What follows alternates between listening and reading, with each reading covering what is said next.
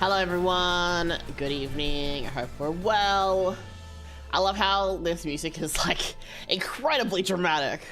It goes from like the really soft and quiet of my intro music and then she's like da-da-da-da-da-da. We haven't even started and it's just got a little too hard. It doesn't need to go that hard. We're only just starting. But hello everyone. My name is Mika. If you're new, there's a couple of new subscribers here and there, so hello.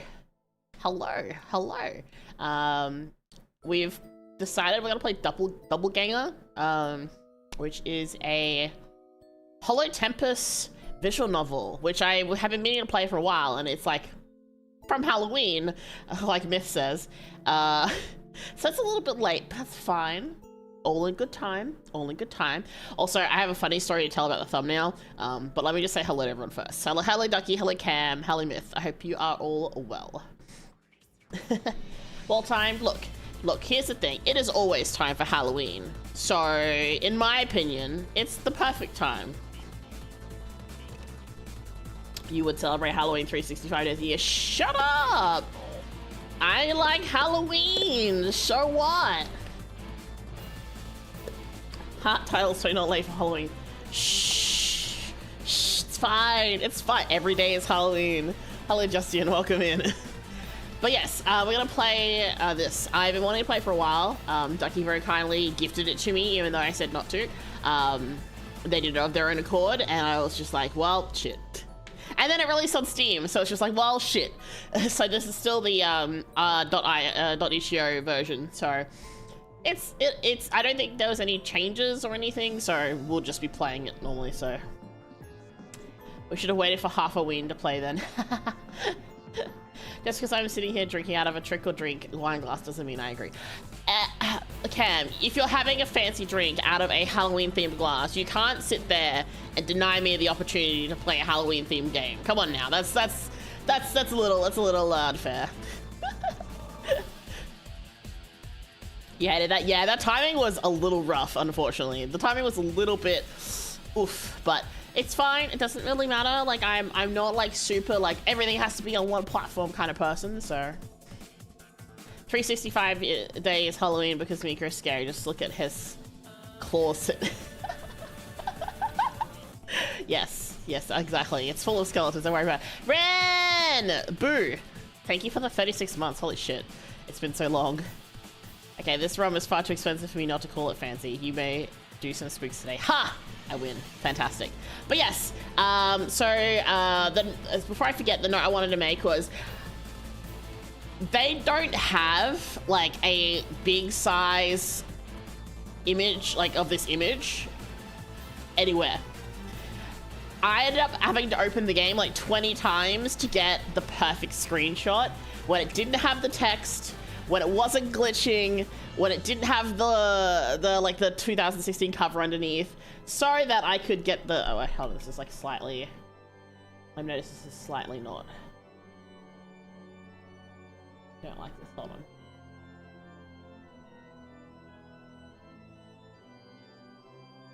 That's better. Yeah, okay, that's better. It was like slightly cutting off. Anyway, sorry, I'm a little bit of a perfectionist, don't worry about it. But yeah, so like it took me forever to get the perfect shot because like it would like flashbang, so then it'd be like someone was like half faded in or it was like faded out, and then they didn't have the logo anywhere, so I had to sit there and use Clip Studio Paint to perfectly cut out the logo so I could make a nice thumbnail. It'll be fine once I get in because I could take screenshots of the game itself and then use that later on, but I was just like, fuck. All right. How are you, Ren? How's things? You also managed to play the game. It was gifted to me too. I'll show my opinions after you finish playing it. Okay. Cool. It's VN, right? Is it made in Ren'P? I have no idea. I know nothing. I'm floating. I want chocolate. Aw. Would it be bad for me to mention I just had like ice cream with Tim Tams on it, Ren? Also, let me know how's the music and audio. Obviously, we won't know until we go in terms of like sound effects and stuff, but hopefully it's okay. Just tell me if I need to adjust it, okay? Ice cream. Ice cream is a good idea. I'll go get it. Yeah, there you go, Ren. Ice cream. I know I've already told you last year about to do Shinri last, and yes, it was a good reason why. Okay. Here's my thing.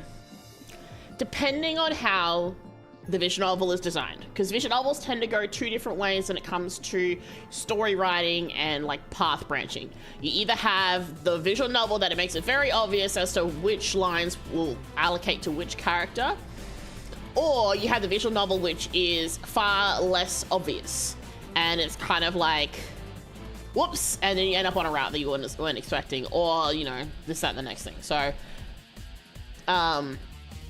once we get in, I'll have a look and see kind of where it's pointing towards, unless it's very directly like, you want to do this route, and I might see where like it naturally goes, depending, like as my first playthrough. I'm not 100% sure. Well, I'll have to go and look. I haven't seen anything. I have looked at nothing for the game. I know absolutely nothing. So volume is okay, I think. Okay, good. It's the most common, easy visual novel platform to work on. Okay, I'm not sure. Naturally, you would like to see Shinri eyes emoji. Of course you would. If I get to pick, I will be picking between Harkur and Battle first. If I get to pick. If I don't get to pick, then we'll see where it goes. But yeah, let's see. Let's do start. Also, I really love the keys. This is great. Well, let's start. Oh, we get to put our own name in. Okay. Oh, I'm just gonna put Mika. Surely that's enough. This is a nice background. The only problem with this not being in Steam is I can't take nice screenshots easily. Am I sure? Yes. Quies a little if it doesn't let you pick. Yeah. Oh, why is my name glitching? Can y'all see that? I am Mika. An empty hall. Or is it more like a cave? You wander the empty space for what feels like an eternity before happening upon 6 doors. You sense different but vaguely familiar presences on the other sides of each. Inhale, exhale. Inhale, exhale. Somehow, you know that your journey won't end unless you pass through all of them. You may take as long or as little as you'd like, but you must still pick a door. Now then, Mika, which will it be? Okay, so we do get to pick. Okay, so we've got... Okay, hold on. Let's look at this properly. Okay. So we've got Demon King, Exiled Prince, Showman, Karasu Demon, Huntsman, and Abandoned Automaton. Okay. Are you sure? Why is this game giving you an identity crisis at the very start? Right? It's just like... What am I expecting? I'm concerned. Alright, well... Okay, so it's gonna let me pick. It's a visual novel that lets me pick. So I need to pick between Harkur or Battle then, because they're the two that I like the most currently. Don't get me wrong, I like all the boys, but who to pick? Who to pick first? I feel like because like Harkur got his new outfit, so let's do Harkur first. I know that Battle has and Shinri both implied that they're getting new outfits. I mean, Battle's was disturbing the way he did it, but it's very Battle core, we'll say. This is a game named Doppelgänger, and I realize it makes sense. Ah, actually, yeah, you are right. That's a good point. Oh, I don't like that. I don't like that you've pointed that out, Ren. I am concerned. All right, let's go with Harkur first. Oh, okay. Let me turn the... How's the volume? I'm gonna turn up on my side, which won't change it for you. But... Okay, so this isn't voiced voice, this is just like sound effects voice type question. Also, can I just point out the detail? Okay, I'm sorry, I'm gonna be art ho here for a second. Can we look at like the beautiful detail on the wings? Like they've done a really good job of not doing an insane amount of detail, but still giving it like that really soft, fluffy vibe with the way they've done the shading and the way they've done the wings. And even like here, like the way they've done the coloring is great. Sweats profusely at my choice. It'll be fine, Myth. Don't worry about it. It'll be fine. But yeah, no, I really love this. I'm gonna be talking about art stuff as we go along. I'm sorry. I'm a big, yeah. All right. I'm also not gonna try doing the boys' voices because my voice range is not their voice range at all. But we'll see. Took you long enough to return, human. Oh, that's a nice face. It's been nearly the entire day. What are you, a yandere? Huh? Oh my god. The ha in my ears. And for a moment there, I'd suspected you'd attempt escaping your service to me. Oh shit. Okay, so we are captured by them? You're a brat! Sorry, okay. The offerings you brought back from this place called Supermarket better be the finest in the land. Oh no. I missed the start because I was on the phone. Which route are we aiming for? Okay, so the start, Ducky, is you get to pick. So we picked Harkur's first. I was like, since Harkur had his new outfit debut, I feel like it's, you know, why not? Yeah, as the character is well known for doing illustrations for numerous videos. I'll have to check out who the artist is, because I really like this art style. Like, I really like the coloring, like the coloring here, and the line work is really nice. And the style is familiar, but I don't, off the top of my head, recognize like exactly who it is. So, all right. There wasn't a supermarket. You're a brat. Oh no. Oh no. But which choice shall I make? Okay, I can't not do this one. Why did I get a key? Oh no. I don't know if that's a good or bad thing.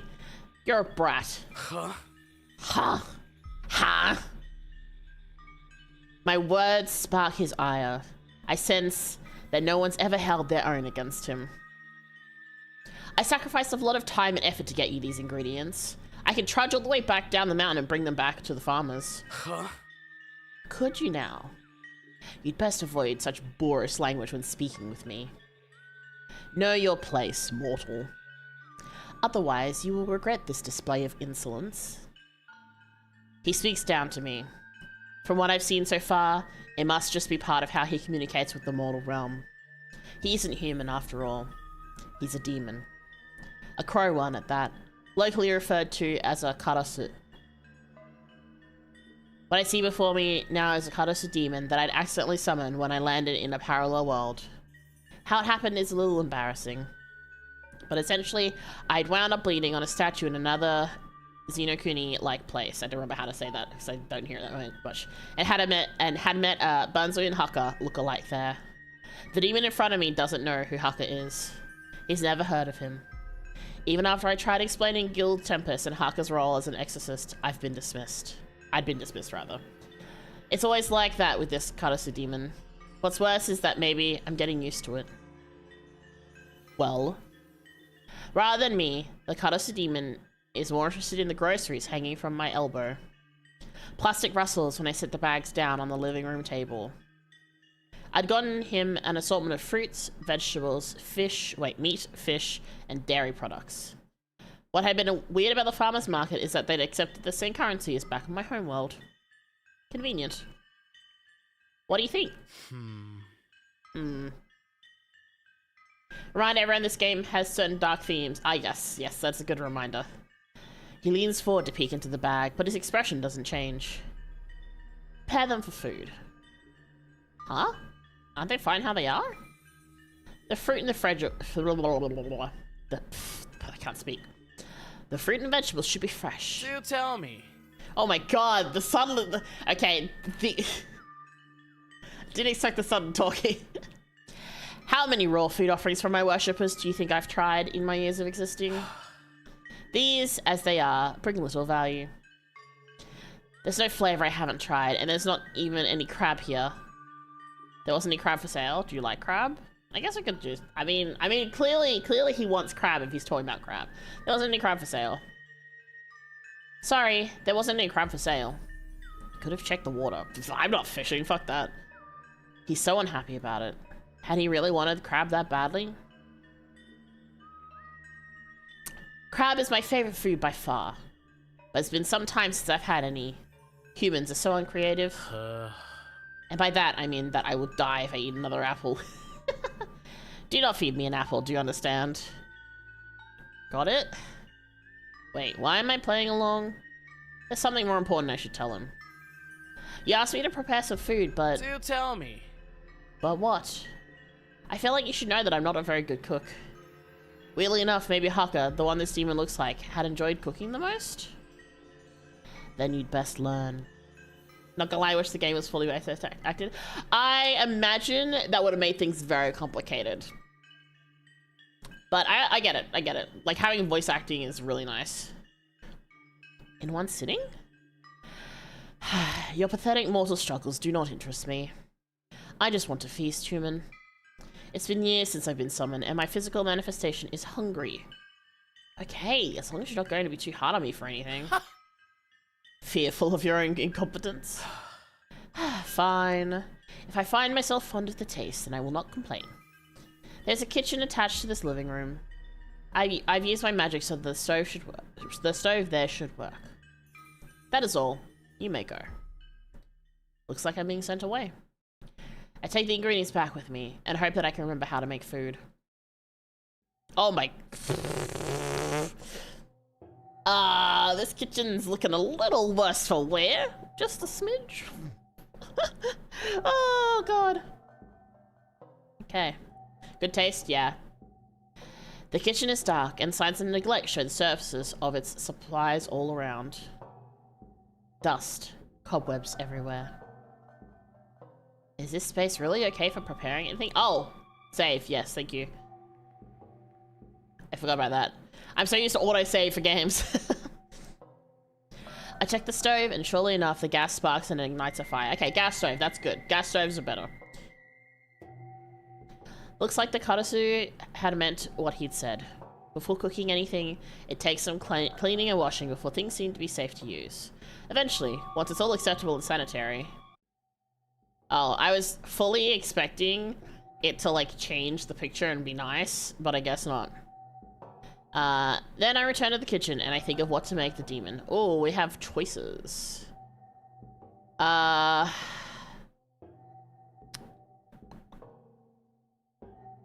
He said no apple, so I'm wondering if fruits overall would be bad. A grilled cheese sandwich. Would a Akatsuka have had a grilled cheese sandwich? Oh boy. Let's see. I'm also trying to remember, like, everyone's likes and dislikes. It's been a while. It's been a year. You know what? I'm gonna go with my gut instinct, and I'm gonna make a strawberry cake because I like strawberry cake. Oh no, Harkur had liked strawberries? Okay, which means this one does not like strawberries. Harkur had liked strawberries, and I had some here in my stash of ingredients. There are plenty of members in the guild with a fondness for sweets, so it's not unlikely that even a Akatsuka demon might have a soft spot for desserts. How about making him some strawberry cake? Even if it sucks, it'll at least be cute enough to hopefully evoke a sense of pity. Strawberry cake it is. I prepare it one bit at a time. I read that as one bite at a time, and I was like, that's not how you prepare a cake, but I just can't read, that's fine. I prepare it one bite at a time. Oh. It's very slow cutting.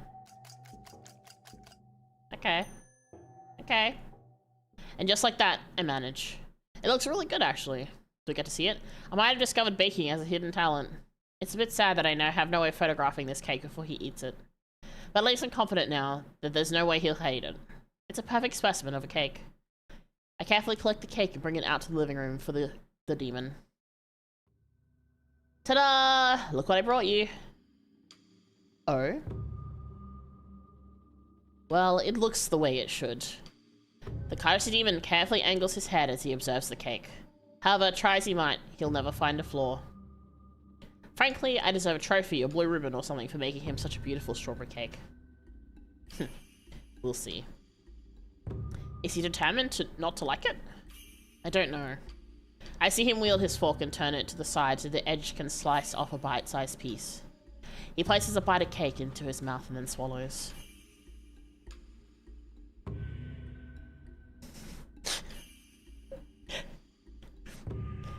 I have a very niche joke that I want to make. But no one here is gonna understand. I wish Cockle was here, she would understand this joke. Sorry, anyway. Did you like it? He takes another bite, as if the first one hadn't been enough to decide. I mean, that's fair. Sometimes you need like a second bite to really think about it. Still no answer.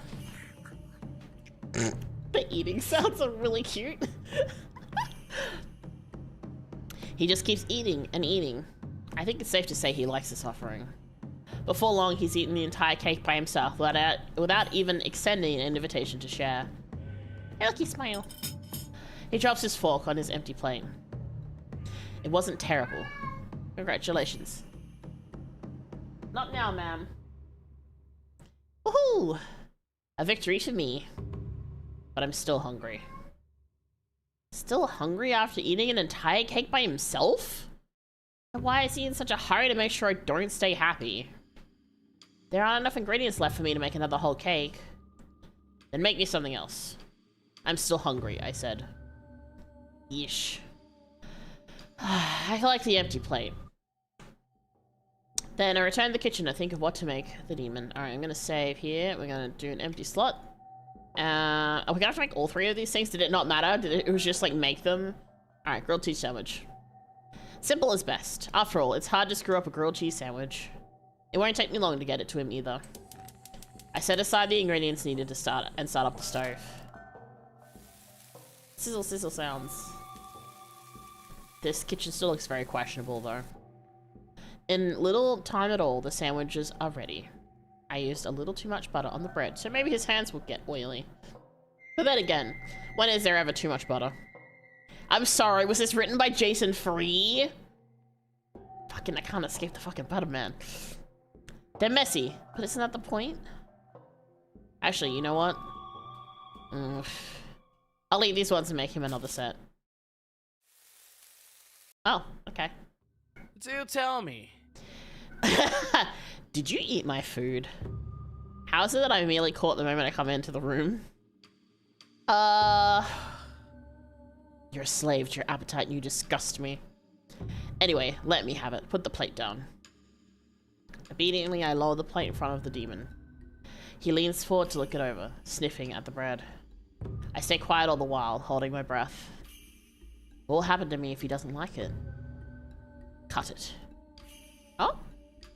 Cut this offering into pieces. It's too messy and I don't want it under my talons. Wow, what a diva. I slide the plate closer to myself and cut the sandwich into bite-sized pieces for him. This is very baby behavior, I hope you realize. He watches me suspiciously, as if he thinks I may steal his food.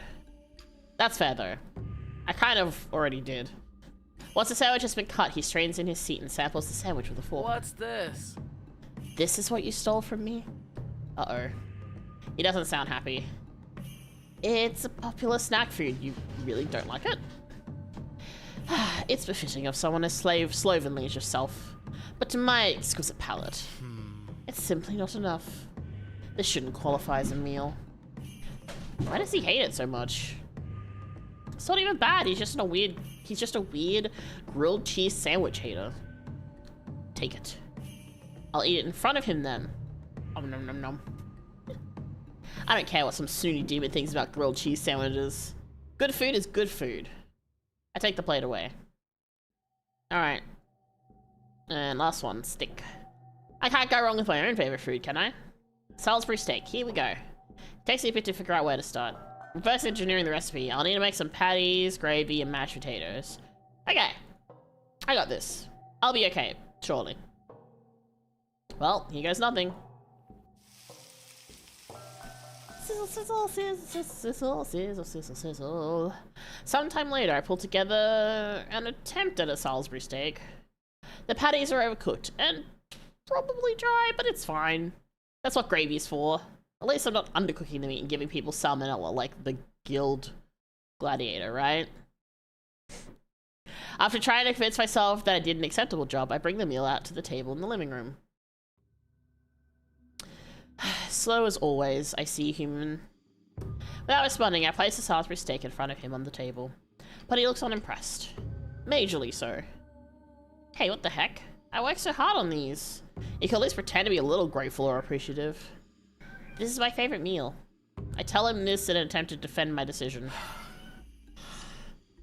With a sigh, he prods at one of the patties with the prongs of the fork I brought him. The patties betray me in an instant.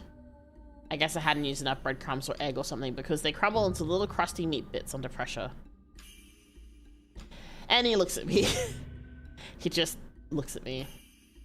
You can't dismiss it so easily. It might taste good. I insist. Hearing me out for a change, the demon takes a couple of bites, smearing the broken patties around in the gravy.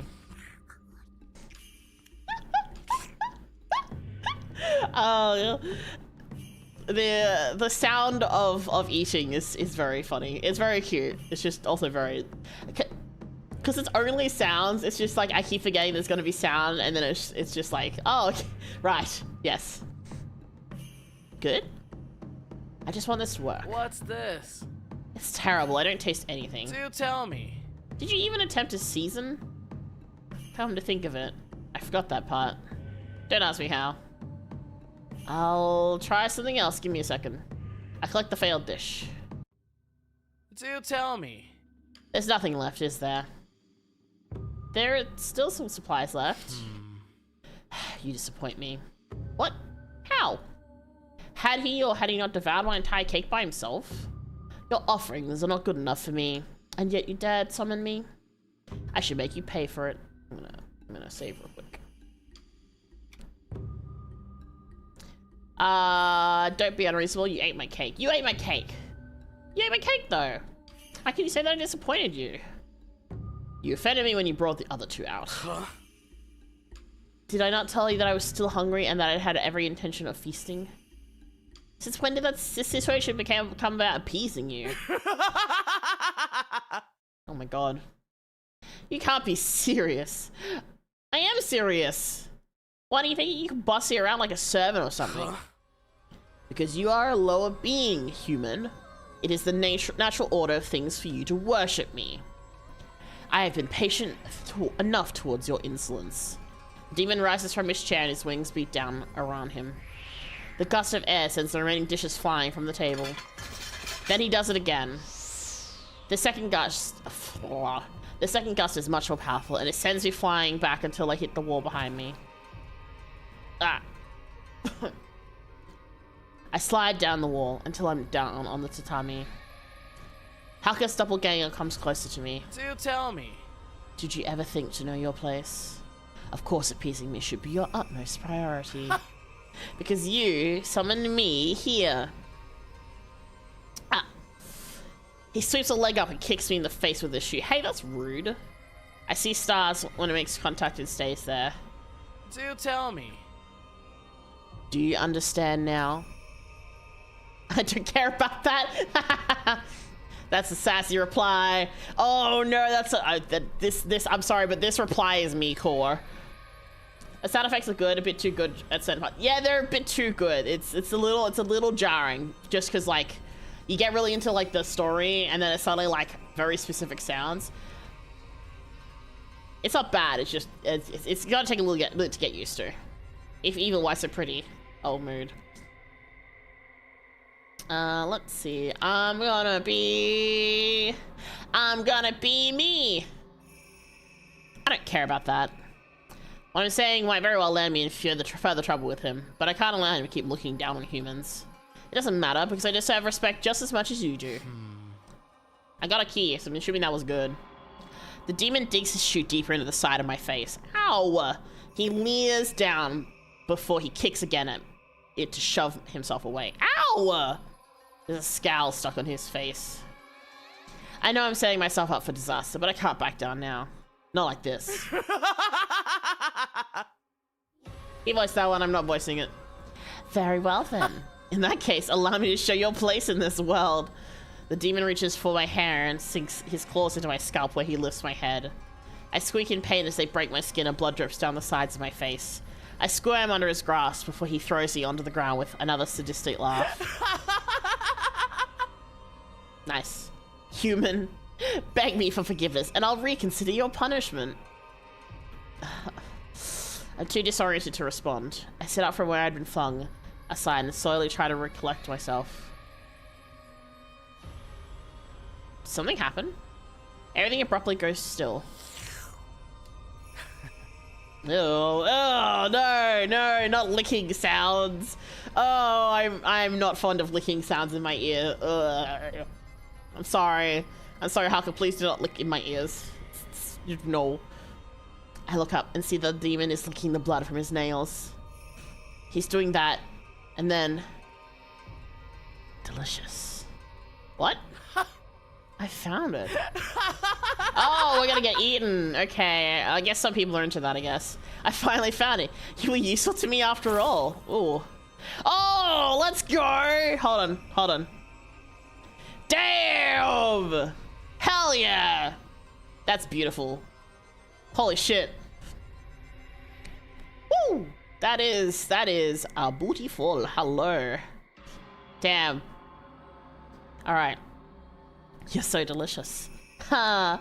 I can't believe I didn't think of this before. Oh, hey Ren. You came back just in time. As he claws past my skin and chews on whatever he can rake out from under it, I don't feel any pain. Why? Is it just so painful that I don't feel anything anymore? The body is a strange thing. I watch as the demon helps himself to my innards, pulling my organs out from beneath my ribs like a pinata full of candy. My blood stains his teeth. He gets little stringy pieces of meat caught in them every now and then. I close my eyes and I see him start slapping down another piece of me. Maybe that's my liver? A kidney or something. I don't know. I just... Okay, the slurping sounds are a bit... My new favorite food. I'm going to eat an entire village. I'm going to feast.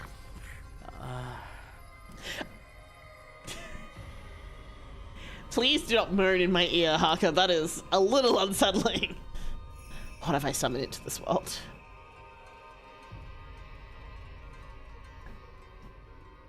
Barrel bad end. As expected. I'm sorry, I'm too sassy for my own good. You've acquired one key. Oh, okay.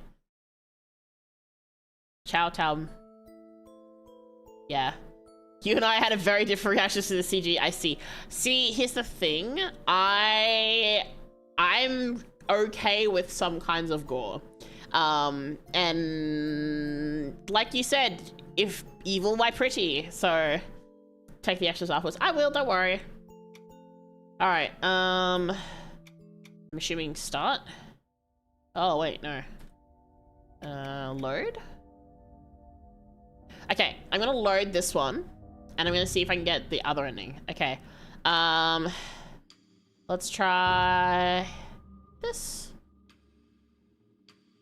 Don't be unreasonable. I warned you beforehand that I'm not a very good cook. Of your 3 attempts, I only found one of them to be edible.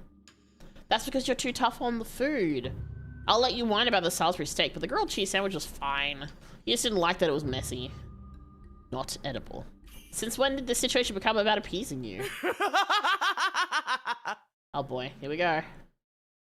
You can't be serious. I am serious. Okay, this is the same one as before. Okay. Do tell. Do tell. Okay. Alright, let's try this one. I understand you're a demon, but it doesn't mean I shouldn't stand up for myself. Just because I'm human.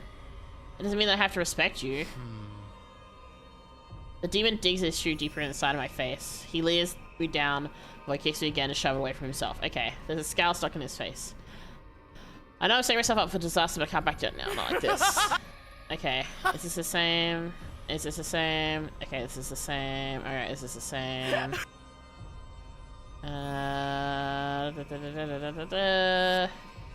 Okay. Alright, we've already done this. Okay. So, my question then is... Okay, let's go... Return? Alright, I'm gonna go back to the start. Yes. I'm gonna do it again. And then... Alright, Harkur, alright. Okay. I'm gonna start again from the start, and we're gonna go to this one. Oh, hold on. Let me unskip that. Because we haven't seen this option from the start. Okay. There wasn't a supermarket. There wasn't a supermarket available, unfortunately. With how far out we seem to be in the countryside, there weren't really many options. There was a farmer's market a while away, though. It took me forever to hike back up the mountain. That's why I'm so late. Excuses. But I suppose I'm merciful enough to put it behind us, since you are well-intentioned. He speaks down to me. From what I've seen so far, it must just be part of how he communicates with the mortal realm. He isn't human after all. He's a demon. Alright, we've seen this.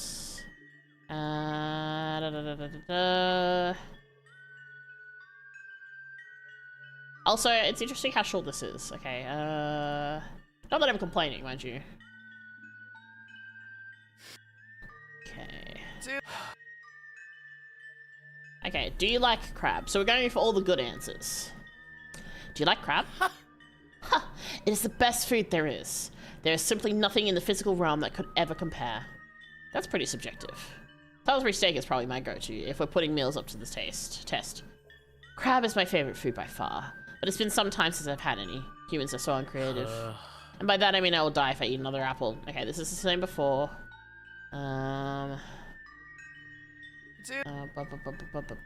Okay, yep. Okay.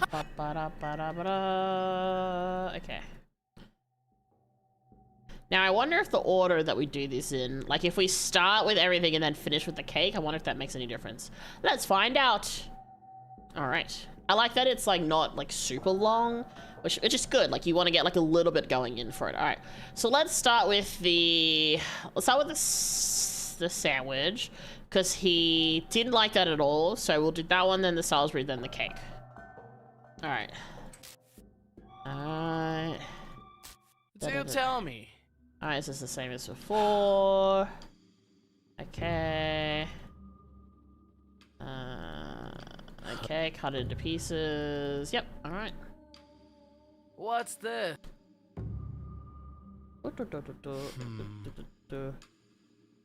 Okay, all right. So, okay, so from what I'm gathering, the answer is to not get keys, and keys are bad. Getting keys is bad in this thing. You do not want to get up. You don't want the flags to go off. All right, skip. All right, steak. Yum. Okay. We go. All right. Okay. So he's checking all the cake. All right. Did you like it? Take some of the bite. Okay. Yep. We've seen all this. Woo, let's go. Yum. Do tell me. All right. There's nothing left. Wait. Hold on. I saw something. Hold on. History. Okay. There are still some supplies left. Okay. Hattie, had on not. Yeah, offering's not good enough for me. You dead summoned me. Okay. Okay, I'm gonna save here. I can't remember which one was the right one. I'm assuming it's the don't be unreasonable. Don't be unreasonable. Find out very good cook. All right.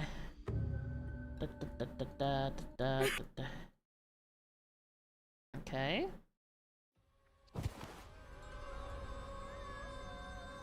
Oh.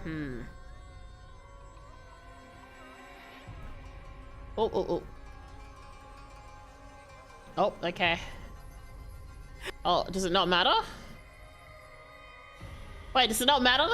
Oh, shit. Oh, okay. Oh, okay. So it doesn't really matter. There's like slight differences in the wording. Okay, understood. All right, cool.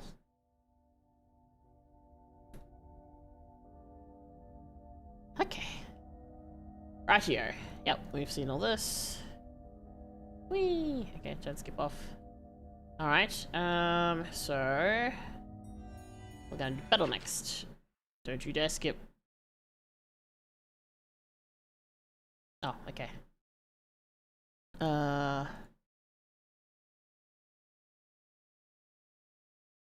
Okay, alright, cool. Just make sure we haven't missed anything. You, everything ready for tonight's set? What are you guys doing? It's ready. Great, you finally made yourself useful. We'll be on in about 15, so you'd better get backstage before then. Alright, let me do this. Don't you have other stagehands, or could you tell me what I have to do for the show again? I guess this one. Could you tell me what I have to do for this show again? Oh, I like the music for here. I see his expression flatten. Seems like he isn't too pleased that I asked. How many times have we gone over this? I think I overheard you go over it with someone else before, but this is the first time for me. Ugh, you mean that wasn't you this morning? Does he not distinguish one person from another when he's talking to them? No, it was some person named Jimmy. Jimmy? He suddenly gets very still to mention the name. It's unsettling. Then again, hadn't the real battle had a situation with someone whose name started with a J before? You mean Jerry?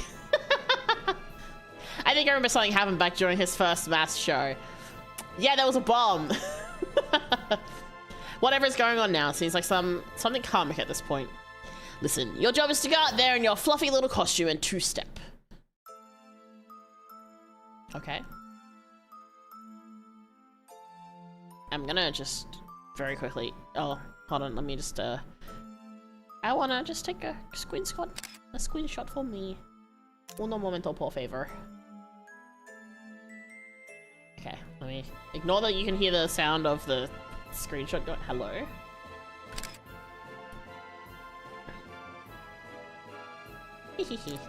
Anyway, don't mind me. Nothing fancy, just a 1 and a 2 and a 1 and a 2. It's simple enough choreography. If it's simple, the showman makes it look so. Got that? You need me to do it again? Just smile, do that, and we're gold. I think I can handle it. Then hurry, get out on stage. And Jerry's remains were shown on his hand cam stream. They really were. I know, Bettle's so pretty, right? Bettle is very pretty. Bettle is... Bettle's design is me core, and I hate it. Because I was just like, oh, I'm fucked. We'll be on in about a 15, so you'd better get backstage before then. Oh.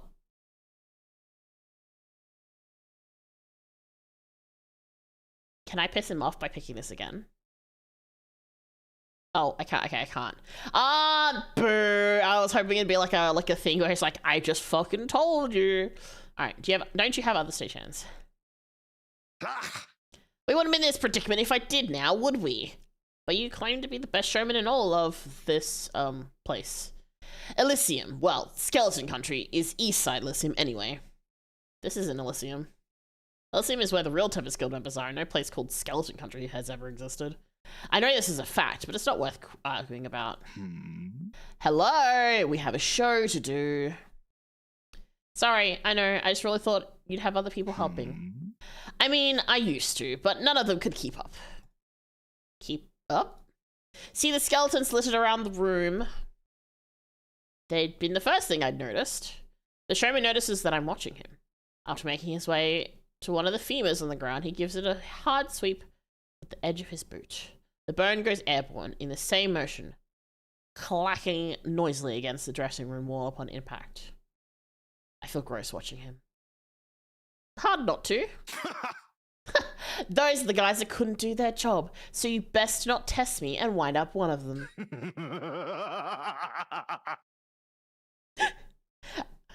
I will say the evil laughs that they've all done are great. His laugh comes so naturally at the suggestion of murder. As I watch his shoulders shake, I feel as though I'm suddenly watching our interaction from outside of my own body. My gut had been right. The bones aren't props at all. They really used to belong to someone. You said when we first met that all the people in this area are skeletons? Hence, Skeleton Country. Nice to know that your ears work. So, skeletons can die? It doesn't make sense. Nothing here does. It shouldn't surprise me at this point. We're all just skeletons. You're a skeleton too. The statement is about as helpful as I anticipated from him. Did you... Hey, chat. Hey, me cats. Did you know that your skeleton is always wet? Your skeleton will forever be moist until you die. Fun fact. The showman waves his hand flippantly. It's clear to me that I'm absolutely dispensable in his eyes.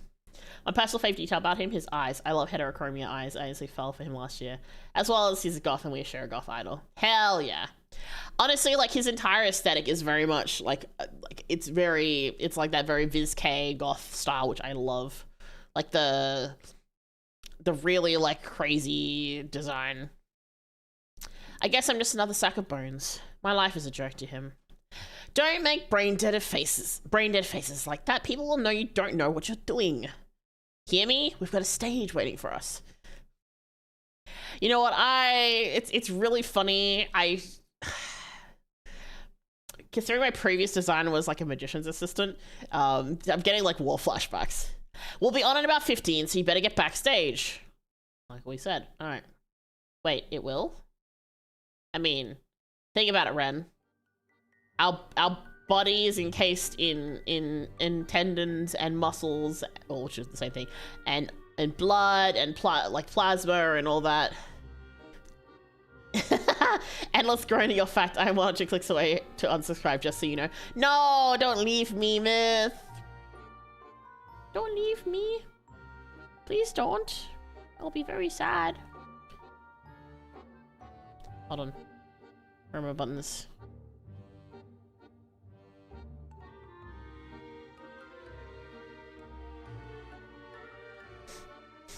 Please, don't leave me.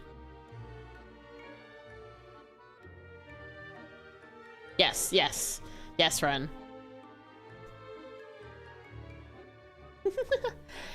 Because I was thinking it'd be moist as well underground with what? Redacted. Oh, no, I'm talking about like specifically while we're alive. Because technically speaking, after a period of time, your body dehydrates, right? Because, you know, you're in a coffin or you're... I guess if you're cremated, there's not really a dry state for your bones at all. Yeah.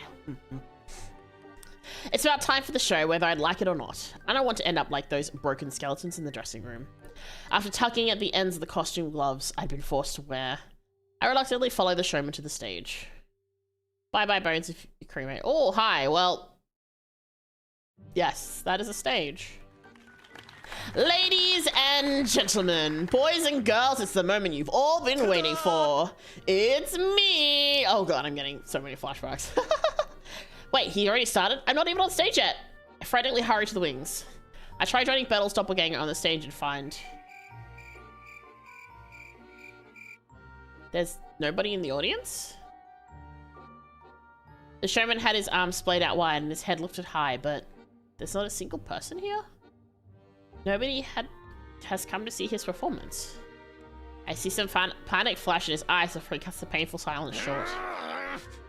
Crap! Crap! Why? His voice cracks with frustration and he stomps his heel once like a child throwing a tantrum. His fingers clutch the ridges of his top hat.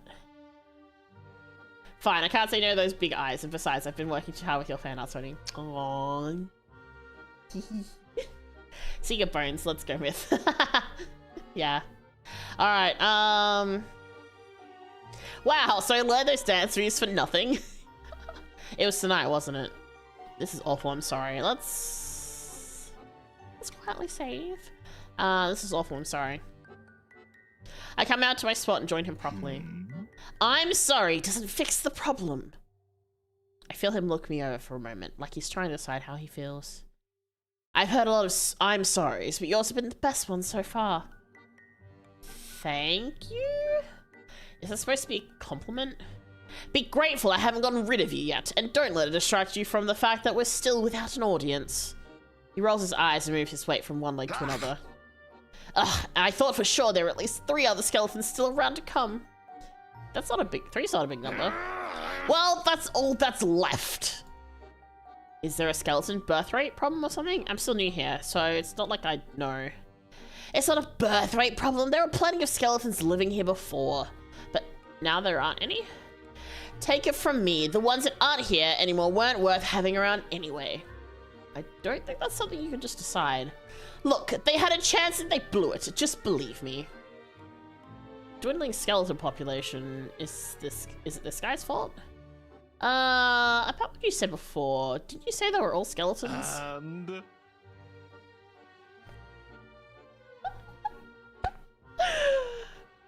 The way he said "and" is very good. Bones, you say hello, Cam. Why are you saying it like that? I'm concerned. But you're not a skeleton. You're the only one here with skin, hair, muscles, besides me, that is.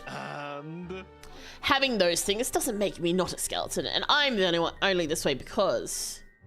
Actually, you know what? It's none of your business. I've got a show to do. We don't have an audience. You don't get it. There will be a show. There has to be a show because I have to do a show. Demanding it as such, he raises his voice loud enough for it to reverberate against the empty seats. His eyes jerk about the stage in an erratic way. I don't really understand where he's coming from, but some part of him seems afraid. Why would he be so stubborn about performing, even if no one's come out to see him? Get in the front row. What? Oh, hi! Oh, I didn't like that. Oh, I hate the way he scuttered closer to me. I'm gonna give me a second. Okay. I don't like that. I don't like that at all. I hate the way he scuttered. That was uncomfortable. Just get in the front row. Okay. Maybe this is the life I'm doomed to lead now. One where I just submissively do whatever this crazy guy tells me to do. As I take a seat in the front row, I can't help but be reminded of Bettle's rehearsals back in the Tempest Guild Hall. Those times have been much more of a two-way street than this. Bettle had always understood the importance of keeping his audience happy. And even though this showman guy looks just like him, their motives for being on stage couldn't be any more different. Ta-da! Wow, what a crowd of one today. You really came all out this way. Oh, fuck, I tried that again. Wow, a crowd of one today. You really came all this way out all this, fuck. I'm trying to read while also being like fancy with my hands. I don't think you guys can see that. I'm trying to be performative. Wow, a crowd of one today. You really came out all this way to see me. Oh my god, that's very bright. Oh, thank you, Ren, for the hydrate. Shut the fuck up, Cam. I was lucky my chair has wheels because I backed away so hard when that happened. Yeah, me too. I'm snapped from my thoughts by a blinding spotlight that finds its way to me. Squinting through it, I still can't see anything. Only those rainbow swirls you sometimes see when you shut your eyelids while dizzy. Yes, sure did. Oh yeah? And what's your name, traveler? Oh, I realized you never asked until now. It's Mika. Oh yeah? Oh yeah? I love how they went ham with the voices. It's great. It's making me very giggly. Crazy stuff, Mika. Where did you come from? My eyes are adjusting to the light. I don't have to squint so much. The real Elysium. I'm a member of Guild Tempest. Oh, okay. I didn't know about that. Even from down in the audience, I searched the showman for any semblance of recognition. Like maybe some of Battle is trapped in there somewhere. I'm not met with any success, though. He laughs at my answer off as if he hardly heard it at all. Ha ha ha! Hear that? Mika says there's a guild called Tempest in Elysium. Where'd the laugh track come from? I turned to my chair to check, but the hall's still as empty as it was. How about this? Anyway, how about I do a little dance? Pink smoke bursts from the ground, and the showman is suddenly wearing tap shoes. Begins to shuffle.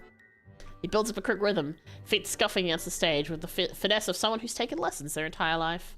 I hate to admit it, but it's not bad. I don't think even the real Gavis Battle can tap dance. Boo him! Oh my god, we can boo him. I'm okay. Oh wait, I can't save! Let me save. Oh, I can't save. Well, I guess I'm dead either way. This stream could use a laugh track. Boo this man! I'm not gonna boo him. I'm gonna try to get the quote-unquote good ending for now. Woo! Yeah! Woohoo! I'm not about to be a bad sport about this. The guy is talented. The showman seems delighted by my response. He does it well. How about this? Anyway, how about I do a little dance? Pink smoke bursts out from the ground and the showman is suddenly wearing tap shoes. Oh no, he begins to shuffle. He builds up a quick rhythm, feet scuffing against the stage with the finesse of someone who's taken lessons their entire life. I hate to admit it, but it's not bad. I don't think that even the real Gavis Battle can tap dance. Okay. Oh no. BRB, I'm sure you'll make some right choices. Oh, I don't know about that. Are we stuck in a loop until we do nothing or boo him? I see. Yeah, woohoo, yay! I'm not about to be out of sport about all this. The guy is talented. The showman seems delighted by my response. He does a little twirl. How about this? Anyway, how about I do a little dance? Oh no, we are in a time loop. Pink smoke bursts from the ground and the showman is suddenly wearing tap shoes. He begins to shuffle. He builds a quick rhythm, feet scuffing against the stage with the finesse of someone who's taken lessons his entire life. I hate to admit it, but it's not bad. I don't think even the real Gavus Battle could tap dance. It's time to boo this man. An impulsive and sadistic urge to boo him rises from me, maybe out of baser instincts. It's too bad my tomatoes aren't here with me. Oh no, not the fucking tomatoes. Boo! Boo! I give him an aggressive thumbs down. I see him smile crack beneath the pressure. Even more motivated to impress me, he doesn't give up. How about this? Anyway, how about I do a little dance? Okay, I'm not gonna lie, the line about his smile cracking made me feel a little bad. Mostly because Battle has the worst luck. Oh god, okay, this is fine. I love the way this man is dressed. Battle has fantastic fashion sense, I won't lie. He is definitely... This man's outfit fucks. Alright, pink slick bursts from the ground, and the showman is suddenly wearing tap shoes. He begins to shuffle. He builds a quick rhythm, feet scuffing against the stage, with the finesse of someone who's taken lessons their entire life. I hate to admit it, but it's not bad. I don't think that even the real Gavus Battle can tap dance. I love how they're like, really making it like, guess what? Gavus Battle can't tap dance. Did not involve a man with white pants. Last way was entirely did not involve a man with white pants. Well, to be completely honest, if we're looking right here, I can't tell if he's actually wearing pants because this kind of looks like skin. So unless he's wearing hot pants, I actually can't remember what the full design looks like. It kind of looks like there's like hot pants and then like some weird thing here and then there's like boots. This man could just be wearing a very long shirt and have no pants on. He's got the cheeks out. Maybe he's wearing arseless chaps. Who knows? Who knows? Alright, let's see. Do nothing. Oh no, we got a key. Well shit. Oh, I didn't have any choice. So just was getting the one thing. As I study it, I realize there's something missing from this performance. I don't do anything, I just stare. The sound of his tap shoes gets faster and faster. He's doing all sorts of stunts, handstands, and flips, but I just don't care. This performance doesn't make me feel anything. Enough of that, yeah! There it is, that scared sound in voice again. Is he okay? In the blink of an eye, his tap shoes disappear and another puff of smoke until he's back in his regular shoes. How about this? Knock knock! I remember that I'm the only person in the audience. Who's there? I'm Justin. You're Justin who? Ta-da!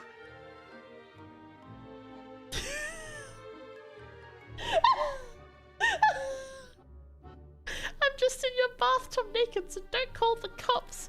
Okay, I have a question. I have to ask. Is this, I know that like a lot of the Manesans were like involved with this. Is this them just like their way of getting their fanfiction out? Because that is a questionable line even for Gavus Battle. So I'm calling the police. Oh, the laugh is great. Give him a pity laugh. Don't laugh. You know what? I did laugh. I guess I'll give him a pity laugh. I'm so polite that I laugh. It's more like a chuckle, but it spares us both the awkwardness of silence. He looks relieved and wipes the sweat from his brow. How about this? Oh no! Anyway, how about I do a little dance? Alright. Alright, do nothing. Okay, let's not laugh. I don't laugh because it's not funny.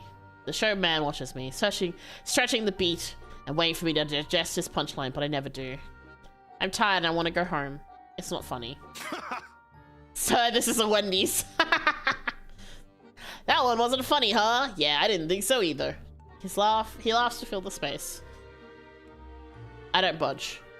Can't win them all. You'll like this next one, I swear. How about this? Watch me swallow this whole walking cane. He pulls out a wooden cane from thin air, unhinges his jaw and inches it forward little by little. I'm concerned. That's dangerous. Don't. Okay, I'm gonna do the ones that'll reset the loop, but it's fine because we're like gonna go back to here anyway. I can't help but yelp. It's uncomfortable for me to watch it. It's uncomfortable for me to watch because it looks so painful. Oh. The showman gives me a thumbs up before he begins to hack and cough. Patooey! And he spits the entire cane back out, the prop flying like a projectile across the audience. I dodge it when it whirs over my head. You're taking this way too far. Ta-da! But it entertained you, didn't it? How about this? Anyway, time for a little dance. Boo-hoo-hoo, tee-hee-hee. Okay, don't laugh. Alright, don't respond. I watched him swallow the entire cane. My costume's getting kind of itchy, so I scratch myself. At that, I see him start to panic. He hasn't admitted it yet, but it seems my reaction to this performance is more important to him than I thought.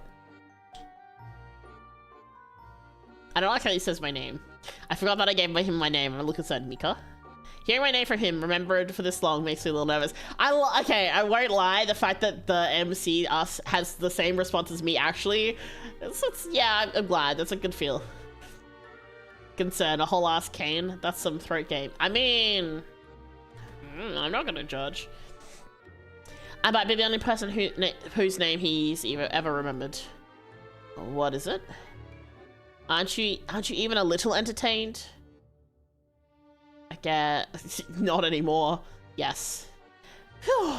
You had me scared. Scared of what? How about this? Anyway, la di da di da da di da di da. Ha ha ha ha ha ha ha ha ha. Don't respond. Okay. Not anymore. Oh no, the music stopped. Oh boy. Everything becomes still. The showman watches me for a long time. No? Sorry. No.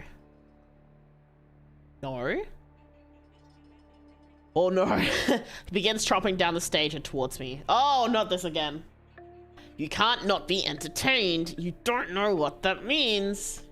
The showman grabs my face and shakes me around like a baby rattle. It doesn't mean anything if you strong arm it out of people. Are you stupid? It does! It does! His voice is strained. I hear something dark beginning to stir. Like the realm is beginning to split. It is very dark all of a sudden. And just as I notice, the showman does too.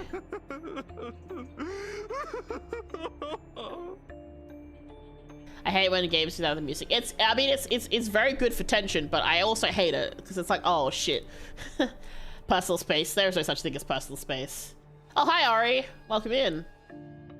You've come into battle crying. Which is not really that different than normal, let's be real. But, you know, he pulls my head against his chest and begins to sob. His arms are trembling around me. He's clutching for dear life. My gut drops and I know we've reached a point of no return. Oh, okay, this is also great. Oh my god. Okay, this is beautiful. I'm gonna real quick take another screenshot, don't mind me. Ha ha ha. Oh, look at all them skellies. Alright. Hurry up, damn it. Be entertained. You're not listening. You better be entertained or else. Ah! His fingers claw through my hair and he pulls on my ears. I push him off with a grunt. No. When I open my eyes, I understand what he's so afraid of. Ghastly skeleton hands from the shadows rake and tear at anything they can. The showman's eyes, terrified screams, echo louder than any applause that might have ever filled this venue. His cheeks are wet with tears. The skeleton hands pull him back towards whatever black abyss they dwell in. You idiots! This is all your fault! Any pride the showman has... Oh, let me try reading that again. My brain's not computing it. Any pride the showman any pride the showman has been completely thrown away. They need a Oxford comma in there. Desperate to live, the showman throws a hand out for me, still trying to grab whatever he can. I gave you a purpose, a place to be, and this is how you return the favor. How dare you? I think of how terrible he'd been to me and the others around him. How many of us had he made so miserable? This is his punishment, but I still can't decide how I feel. No, please. Before I can react properly, the showman's throat gives one last wet scream. He's enveloped by the skeletons. They suck him back into the dark, and I'm left there alone in the audience, surrounded by no one, with no one on stage. I belatedly realize what's happened. Damn. He's dead, Jim.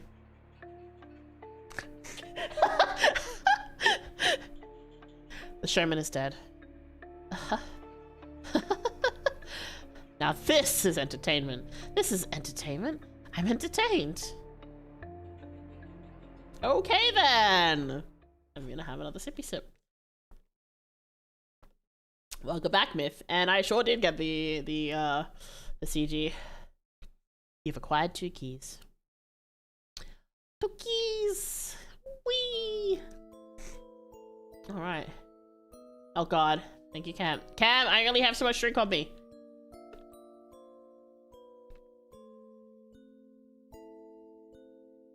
Okay. Alright. Well then. What is my name? I am worth. Okay, this is the 3rd Mika now.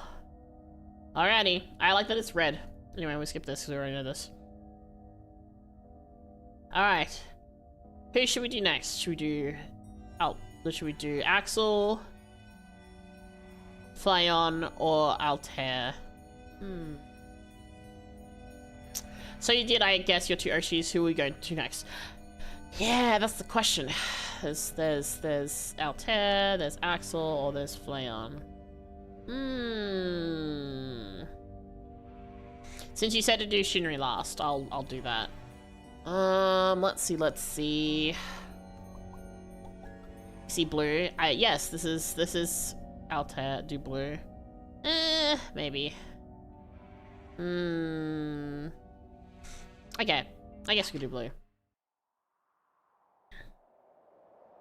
Alright. Leader. The ice... The right plane. Hold on. I need to check something real quick.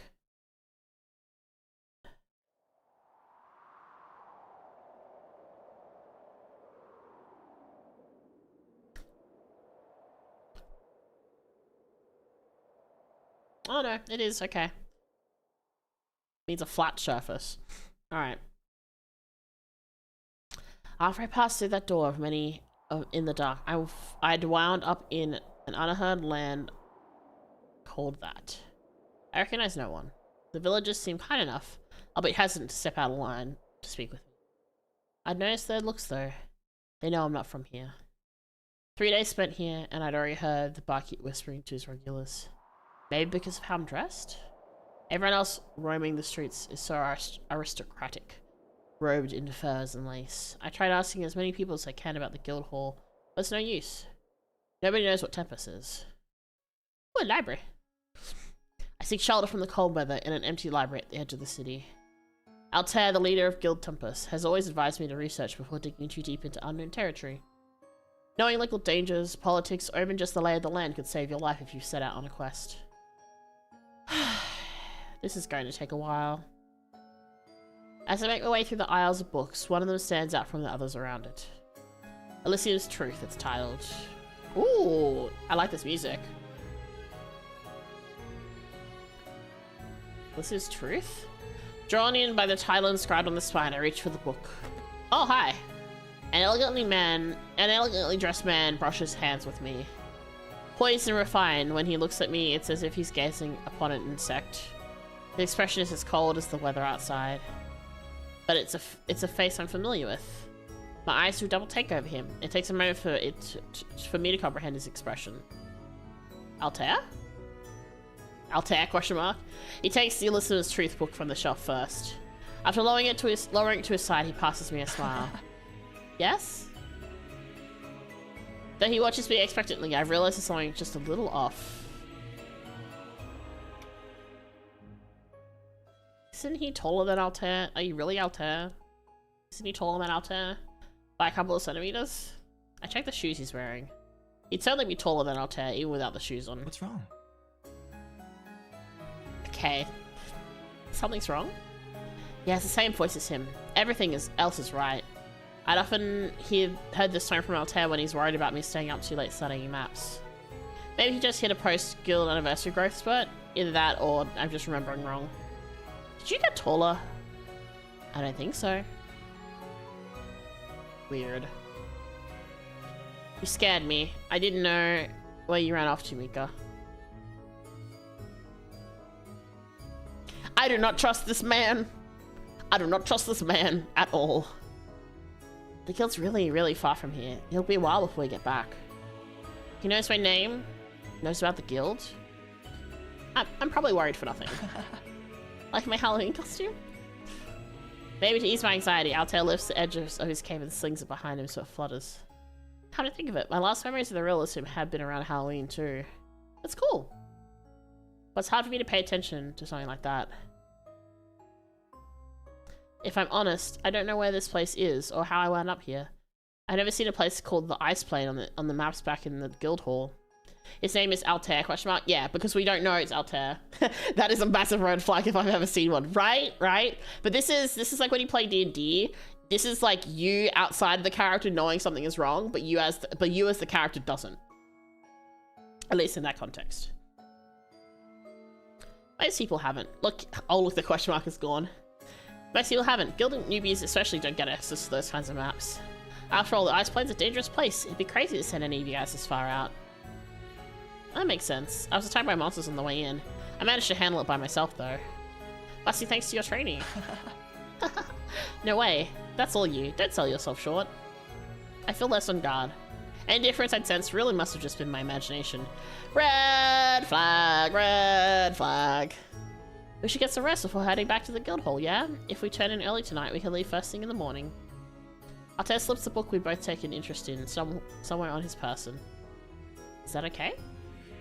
Don't underestimate Tempest connections. I'll fill the owner on it. I'll fill the owner on it later. I'm phrasing. Come on, Mika, let's go home. Altair and I venture through the Ice Plane Kingdom streets. He leads the way with his usual charisma, and I follow without thinking. We reminisce about the other members of the guild. He even tells me funny stories, one at a time about all of them, from times even before I joined. The journey doesn't feel long. Before I know it, we stop in front of a castle at the head of the kingdom. Oh, fancy. Even though it's freezing out here, the gardeners managed to keep the plants growing. Yeah. We move, eventually into the castle itself. Horned guards and servants bow to us as we proceed, hall after hall. Coming upon the throne room, I can't help but feel a bit awkward. In contrast, Altair isn't fazed by it at all. He stays cheerful despite the dreary and intimidating surroundings. I hate that there is no music again. It just so happens that I'm friends with the royalty here, but it looks like they're not here. It's interesting looking at the walls. Looks weird. Anyway. Mind if I go to the servant quarters so I can let them know what's up first? All things going well. We'll enjoy the full 6-course dinner and huge fluffy beds to sleep in tonight. I'll be right back. Sure, I'll wait here. Also, the music has gone again. Cool, thanks. Altair gives you a polite wave and hurriedly turns to head inside. In the same moment, the book falls out of his cape without him seeming to notice. I bend over to pick it up off the floor for him. Before I can let him know, he's already left the hall. I guess I can read through the book a little while waiting, since it seems interesting. Well, it seems truth, huh? He's really been set on reading it. I open it to the first page. Prologue, the Hollow Tree. To understand the true Elysium, we must first understand the Hollow Tree. Thinking back on it now, I hadn't seen the Hollow Tree here at all. Shouldn't such a distinct landmark be visible even from far away? I continue skimming the pages one by one, flipping through. Chapter 1. The Founding of Guild Tempest. Wait a second. This book is... Chapter 4. The Land of Xenocony. Seems to be an encyclopedia about my home. Our home. Why would he be so set on reading about a land he lives in and knows firsthand? He's our leader. He's the one who led so many of the expeditions. Another chapter titled towards the end catches my eye. Chapter 10. Return to the True Elysium. Turn? As in, we're not already there after all? Oh, hi. Hello. Don't scare me like that. I jolt and drop the book when he suddenly comes back into view. Whoops. Forgot my book. I'll need to take that with me. Altair crouches to collect it from the ground. He was frowny. It was a frowny face. As he dusts the dirt off its surface, I collect my breath. I can't save. It's okay. What's so special about this book, Altair? It's the only copy in existence. A deep read on the world we live in and its secrets. Did you ever wonder about parallel worlds? I look at him for a long time. It's like his eyes see straight through me, like they see something that I don't. Not really. You mean you've never wondered what another you might be like? I just try to take things day by day. I've got enough to deal with. It's not like the guild is always rainbows and daisies. You know that better than anyone. Huh. Don't worry, I don't want it. Don't worry, I don't want your book. I just wanted to know where I really am. Silly Mika, we're in the ice plane. It's a dangerous land of demons far from Central Elysium. So you grew a couple centimeters in height and came all the way out in your Halloween costume to find me? Saying out loud actually makes it all sound the more ridiculous. The boys and I split up. They're checking the other areas like the fire plane and the skeleton country. The world we live in is bigger than history's ever let on. When the land is overrun by corruption beasts, it makes more sense that only the strongest Avengers are able to document and publish their findings and maps. Plenty of people never make it back. Tell me where the hollow tree is. It's too far to see from here. But it can be seen even from Xenokuni. Something so big wouldn't just up and vanish. Not unless we're on another plane of existence or something. Look out, Tear. I just want you to tell it to me straight. You're lying to me. Oh, and there goes the music again. What if I told you the reason we don't see the hollow tree anymore is because it doesn't reach this place? Listen to me. What if I told you we were in a different world entirely? That the world we're in now is some kind of sub-world anomaly? It's temporary and will likely only last for a season. He drops the act. I see it in his posture. He'd adjusted himself and tried to make himself seem more approachable while acting as the guild leader I know. However, without faint atmosphere around him, his cruel and regal nature bleeds through without him actively needing to try. If I told you, I'd believe you. Are you afraid of the world disappearing? I want to know your real name. Ooh! I want to know your real name. His eyes weigh the decision, and his eyes pass over me a few times. It's hard to know what he's thinking. Declined. I think you've enough context to make an educated guess. Context how? Listen to me. Before anything else, I need something from you. Why should I trust you? Very well. Just how much of that book did you read? Altair's lookalike tests me. Not very much, honestly. I was mostly skimming the chapter titles. So you saw, then. Which part? Chapter 10. Return to the True Elysium. I saw that, yeah. The True Elysium is probably my home, isn't it? Where the real Altair is? Real? Crap, maybe I shouldn't have phrased it like that. I can't meet his eyes for some stretch of time. Seeming to let what I'd said pass, though, the stranger speaks once more. Listen to me. Dear Mika, allow me to make things very clear to you. This book holds secrets that only you, as a resident of the Upper Elysium, can help come to fruition. Neither Elysium is any more or less real than the other. Despite knowing that, you'd like to see the Tempest members again, wouldn't you? So again. He takes my wrist and pulls me closer. Oh. Do not approach.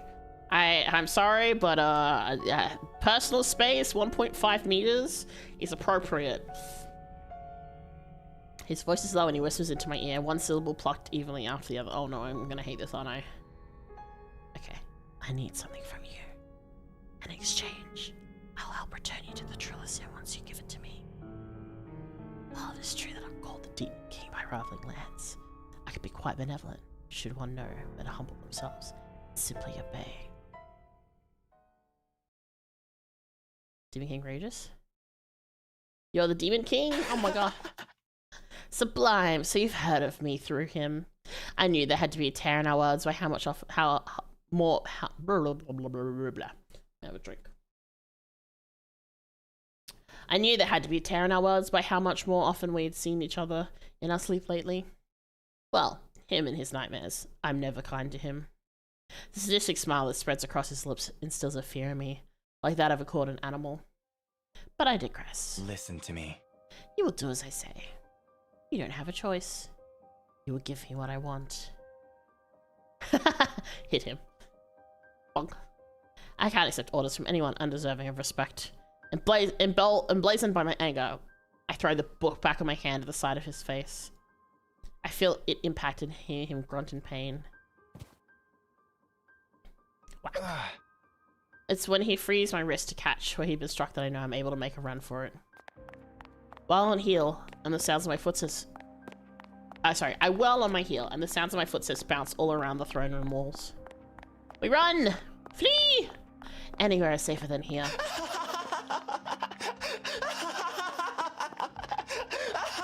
Oh, that's horrifying. Behind me, I hear the Demon King laughing. His laughter cuts short abruptly when the door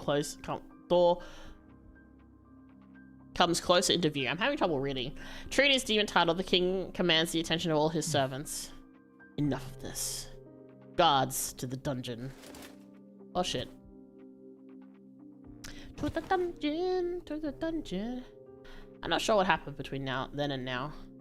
At the mercy of the Demon King's servants, I can only guess that I was knocked out and dragged to the dungeons. It makes sense.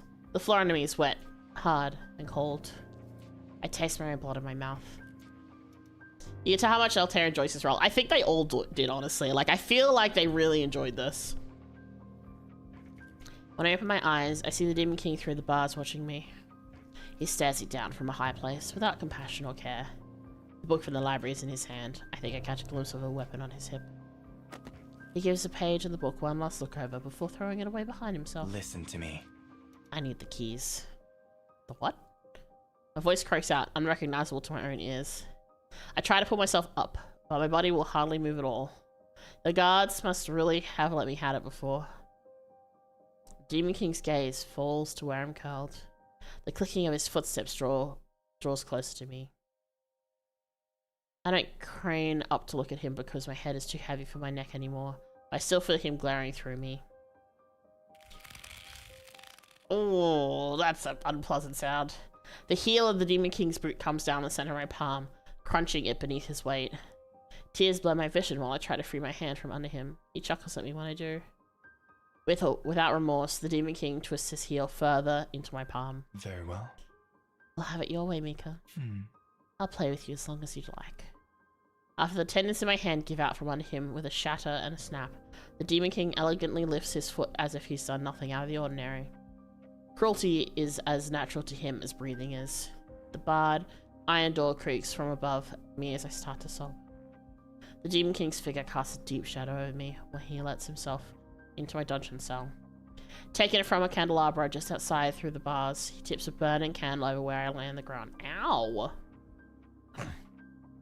Scalding hot candle wax splatters across the side of my face and neck. Ow! I spasm on the floor and try curling myself into myself to protect myself. Demon King is not amused with my reaction and drops the candlestick as indifferently as if it had been lifted. The candle is snuffed out by his still bloody shoe heel. Listen to me. I'll say it again. I need the keys. I'd rather die than give you the keys. If I knew how to give you them, I would. I'd rather, well... Question, does the us that is doing this in these repeating things, do we know what the keys are? Because, like, this just indicates, like, these indicate either way. So, If I knew how to give them to you, I would. No, I don't like that. I'm gonna do this one. I'd rather die than give you the keys. I went through a lot for them. Kick me around all you want. You'd never understand what I went through for them. So you have them then? I don't know what they're for yet, but I'll never give them to you. Is that a challenge? Very well. You're quite stubborn. We're not finished here until you give the keys to me. My heart sinks into my stomach with dread when I see him draw the weapon from his hip. His blade's edge gleamed blue, and he brings it down over my side. Blood erupts from the open wound as he pulls it across. Listen to me. The keys. The Demon King stabs the back of my arm with his weapon, his expression relaxed. As I roll to try and bat him off of me, I see that some of my blood has splashed on his cheek. Ooh, this is also very good CG. Stop it! I need to get home. My head is spinning. Little more than a deposit on the floor. I muster all my strength to try and crawl away from him. Ooh. I need to get back. The guilt. Tempest. Pain. I'm losing the ability to understand what's happening. is this torture? Am I dead yet?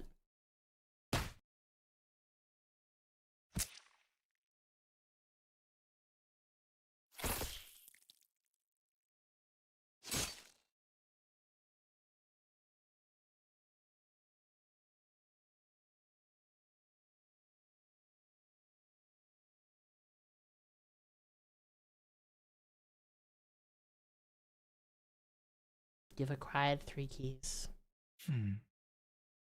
Ah, there you are. Ooh.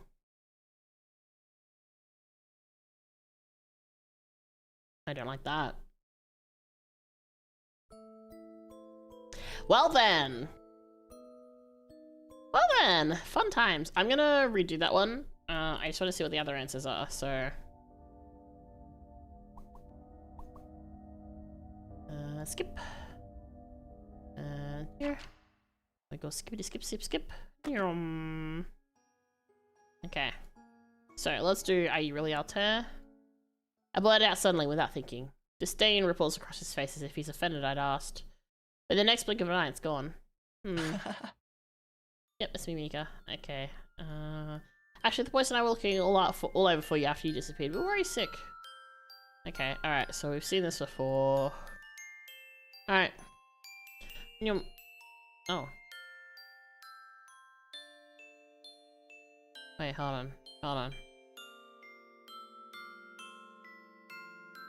You know, is there anything that I'll tell you what I must be overthinking it? I realize that I'm still being talked to. I figured you might be trying to pick up one of your own, but you wandered out this far. Like my Halloween costume? Oh, okay. Alright, now this is the same. Alright. Winyum. Okay, we know we don't want it. La-di-da-di-da. Oh, okay. We have to do both answers. Alright. Oh, okay, right. We can do... Let's see. Actually, I did want to know this one, so we're gonna do this one. Are you afraid of this world disappearing? I'd asked him out of sincerity, but he laughs at the question in a mocking way. He takes a moment to collect himself before his face slowly returns to its original state. Don't be too ridiculous. Listen to me. Before anything else, I need something from you. Why should I trust you? Very well. Very well. Just how much of the book did you read? Okay, we've seen this, right? Our test lookalike test me. Okay, yeah. Alright, so we've seen all this. So it's basically the same, regardless. Let's try flee. All I know is that I'm in danger. I have to get out of here. I've never guessed that Regis had been real. I shall get out of his grip and bolt for the door as fast as I can. And sound footsteps on the throne room, and then I step here. Alright. So it's basically the same. Okay, so okay, so all of them have like very similar things going on. Alright, so I will see if this is different, because I feel like this one, not knowing what the keys are. Because I feel like if we were to logically have played through as with Regis first, we wouldn't know what the keys are, because we wouldn't have gotten any, right? So let's see what he says. If I knew how to get them to you, I would. But I can't help you even if I wanted to. They're like spiritual or something? They're not physical keys. Oh, okay. Never mind. I wonder if this changes. Liar. I'm not! My voice strains in a desperate way. You're quite stubborn. We're not finished here until you get the keys to me. Alright, and then we've seen all this. Sibby stabbies. Sibbity stabbity, sibbity stabbity. Alright. We're halfway there. Whoa, whoa. That's also after the third storyline, we get the same ending no matter what, too. Well, like, because, you know, like, for Battle, it's kind of, the way his works is it's kind of hard to tell because it's like a loop. And then, I mean, for Harkur, it could have been either way. So the third one, it kind of tells us what's happening regardless. So, let's see. Let's do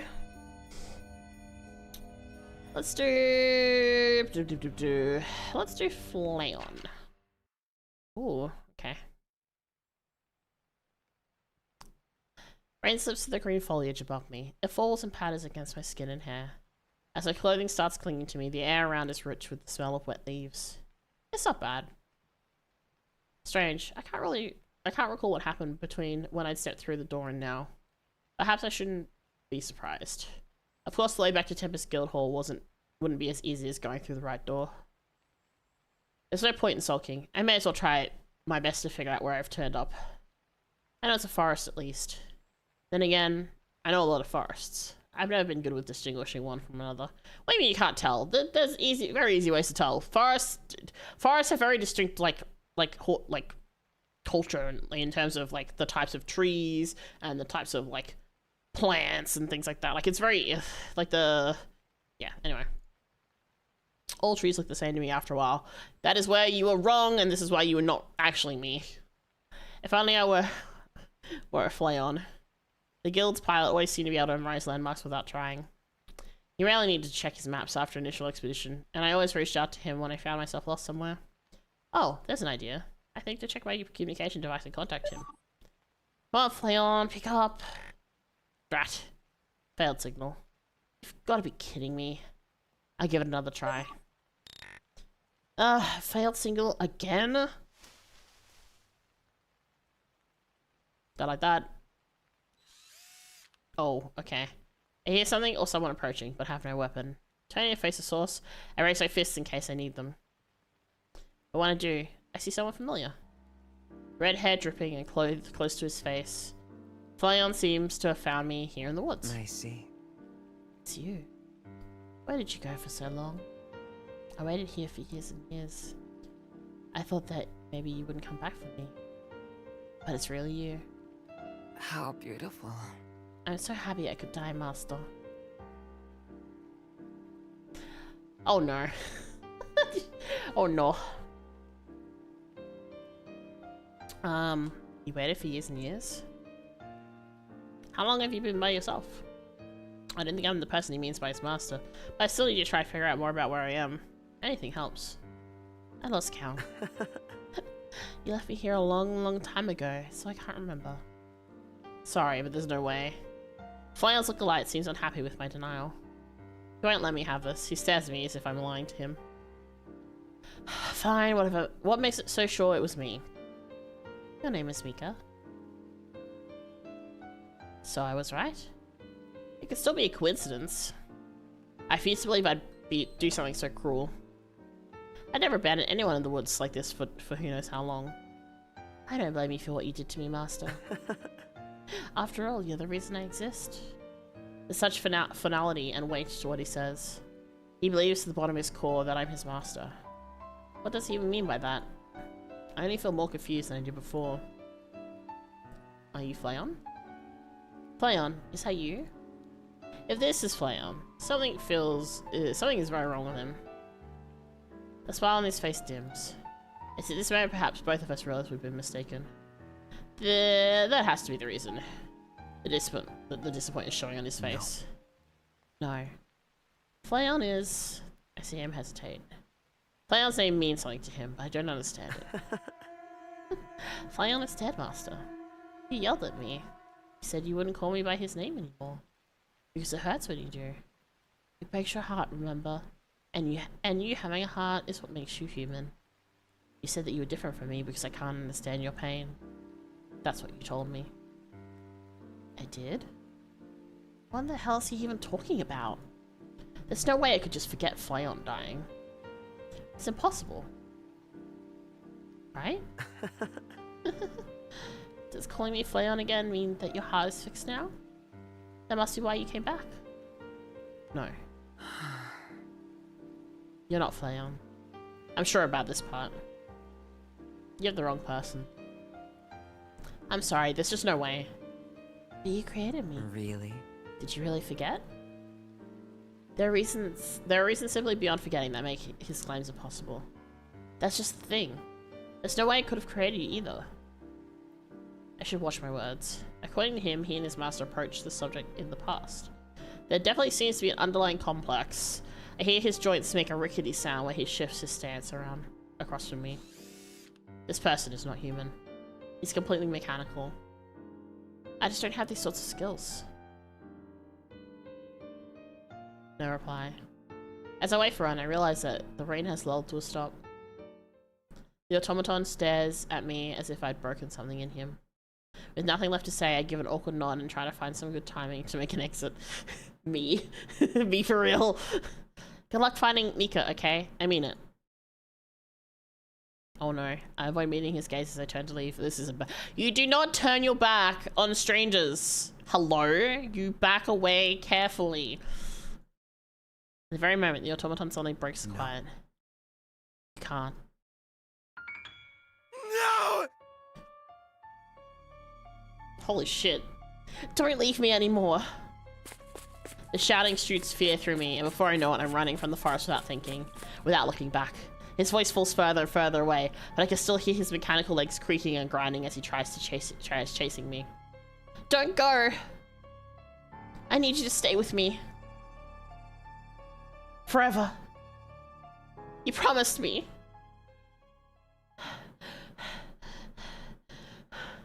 I run until I don't hear him anymore, and eventually come to the edge of the forest.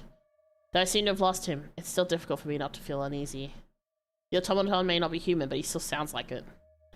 No, I can't think about that anymore. I can't afford to feel guilty over something I didn't do. My eyes search the clearing for any signs of shelter. In the far distance, I could see a greenhouse with a small chateau, side by side. Where should I go from here, I wonder? Time to save. Oh boy indeed. I mean, his play on his voice acting range is wonderful. That is very true. His voice acting is wild. Return to the forest? Hell no! Alright, let's talk to the chateau owner, I guess.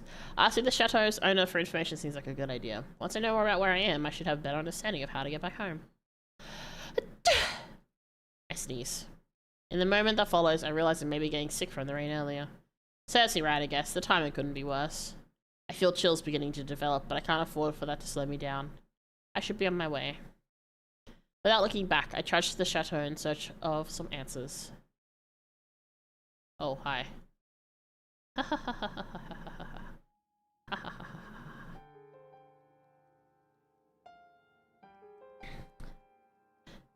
I mean, it was a fake sneeze. I faked the sneeze for the thing.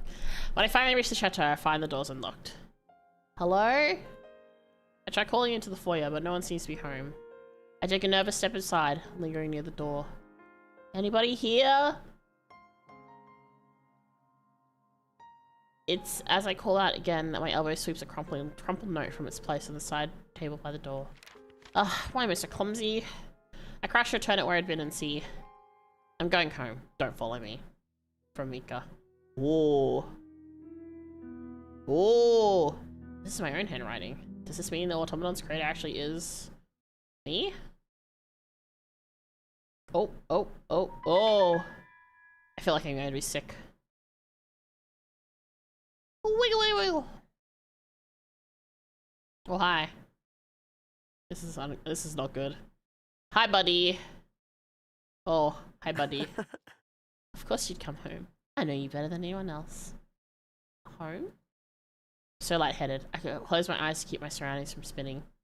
Oh, bless. Brackets fake. I know it's fake, but still, Tusker. Look, considering that I normally mute when I sneeze, at least you guys got that, okay? The automaton moves closer to me.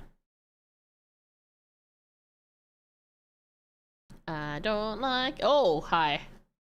I don't like this. Chrissy, wake up. I don't like this. This is your home. Am I gonna have my body dragged somewhere, like the basement? When I awaken, I find myself in a room I don't recognize. Somehow I'm in pain, in a pair of cotton pajamas that fit me perfectly. I don't like that. What's happening? Oh, hi. You were sleeping for a while. Seems I can't escape the automaton. Do you remember your home yet, Master? Don't call me that. Just Mika is fine. Anyway, I'm still confused. You carry me back here after I fainted? Where did the pajamas come from? These are your pajamas, Mika. You pushed yourself outside in the rain, and when you came home, you collapsed. So of course I changed your clothes for you and put you in bed. His face lights up with affection and pride, but I just feel violated. Does he think I'm going to thank him for that? Don't smile at me like that. You should have woken me up. I tried, you know, but you didn't wake up. I couldn't leave you there on the ground wet and sick. You're never happy with me lately. Not then, and not now. I don't know what I'm supposed to do. I watch him for a long moment, lacking any words that might comfort him. There's a flat silence in the air before I break it with a sudden sneeze. Achoo! Ugh. My whole body is fed up with me, and my stomach growls just shortly after sneezing. The automaton laughs tiredly. See, still sick. I should make you food. What do you want to eat? When had I last eaten food? The idea of a home-cooked meal is appetizing, but I can't trust this automaton. He's not too batty. What if he tries... Sorry, he's too batty. What if he tries sneaking something into the food? I still don't trust you. The automaton looks at me with an emptiness in his eyes as if I've slapped him with my words. While he still terrifies me, I still sense that he cares. After all, he claims to have waited for me in the forest for years and years. I see. I know. I feel it. It doesn't matter. Anyway, I'll see how you resist one of your favorite meals. Wait! Before I can protest, that automaton leaves for the kitchen. Looks like there's no stopping him. Without realizing, I fall asleep again. More sleep seems to have helped recuperate my strength. After awakening a second time, I follow an appetizing smell to the dining quarters and see that a meal has been set out for me on the table. It's a hearty-looking Salisbury steak. I fucking knew it. One of my favorites. As I stare at it, I consider maybe the automaton actually had met some version of me. This place might still be a parallel world. Or something, right? It'll make sense as to why I wouldn't remember things, or why everything's so different. I thought you might wake up soon. Are you feeling better? A little better. That's good, isn't it? I knew that you wouldn't have had any earlier, but how about now? I think that's a red flag. I don't want to get stabbed and stung in the same way as Tom Hardy's red flag son. Yes. yes, absolutely.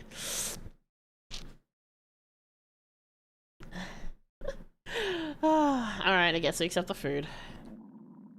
Oh no, we got a key from that. I'm concerned. My stomach growls again. I can't fight it forever. As I watch the automaton carefully from across the room, I decide to trust him and reluctantly lower into my seat. He hurries to stand beside me. You need a drink with it, right? Milk? Juice? Milk is fine. I'm sorry, who has milk with steak? Give me like a water or a Coke or something, good lord. Okay.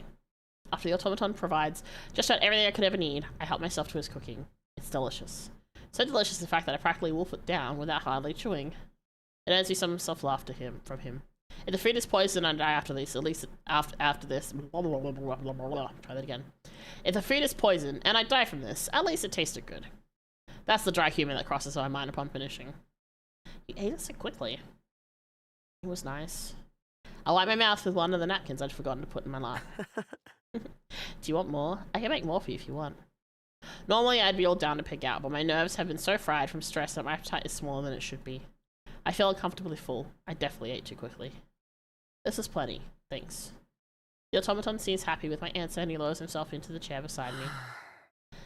You're so stubborn. I'm happy to help you now. I'm thankful for that. I should head back soon. Now that I'm out of the woods, maybe my communicator has a better chance of reaching the guild tempest. Failed signal. Are you still trying to go home? The automaton fidgets restlessly. Huh? No, I still can't make a connection. No! Holy shit. Look at me when I'm talking to you. It certainly gets my attention. As I look up from my communication device, the automaton's eyes are wide and trembling. His expression is difficult to read. There's no point. I see. It doesn't matter what I do. You just want things to go back how they were, don't you? Even though I'm right here and ready to give you everything. Huh? What's so great about being human?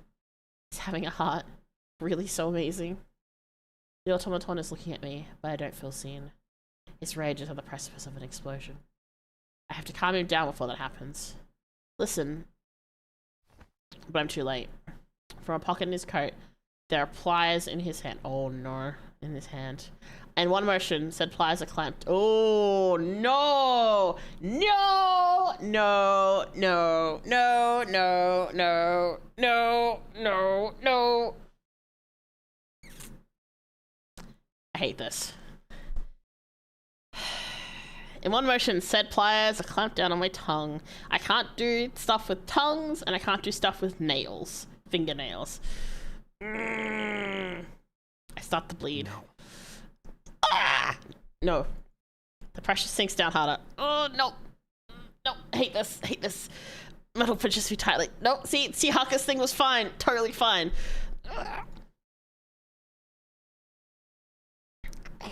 Oh. Everything is numb now from the adrenaline. Okay, thanks for the laughter. Oh, hi. Oh, this is... The automaton retracts his hand. Place pliers still in them. Okay, at least it's not holding the tongue. Could be worse. Could be worse. I was so uneasy and literally stood in a chair at the moment. Yeah, like I said, I can't do tongue things and I can't do fingernail things. Like, I can't do... Like other kinds of gore, those are generally fine. There are some exceptions, but like generally those are fine. But like tongues, eyes, and fingernails are like things that I can't. Yeah. From there, he drops a piece of my tongue he'd torn off on the ground. Whoa. I brought these from the greenhouse earlier. I had a feeling somehow that I'd need them. Blood fills my mouth and my eyes well with tears. I watch the automaton in horror as he opens and closes the pliers flippantly, as if they're a child's toy. I'm not good enough for you because I'm not human. Go on, you can say it. Maybe you can't now. I'm not good enough for you because we're so different. Because I don't have a heart. With the pliers shut in his fist, he laughs at me before plunging them deep into my chest. I scream as loud as I can. The automaton fails to react. He's muttering to himself. Just think, what if neither of us had hearts? Wouldn't that make us perfect for each other? You'd finally stop hurting. You'd stop thinking about how I'm not flayon. I'd finally stop comparing myself to humans. He cranks the pliers back apart and spreads the wound he's inflicted. My blood bubbles up through the gaping hole. I'm going to die soon.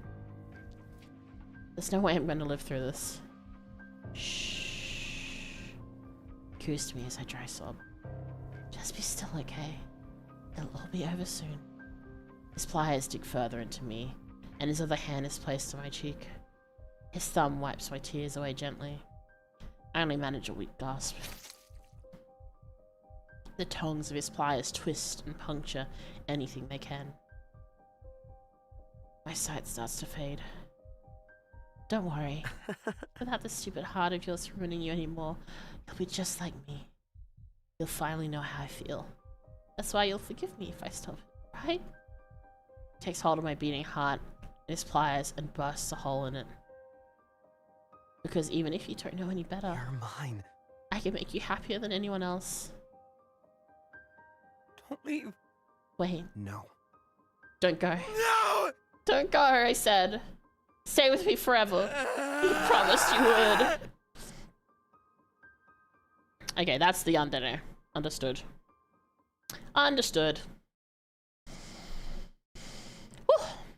You've acquired 4 keys. Boy howdy. Bum, bum, bada, bum, bada. Alright. Okay, stretch.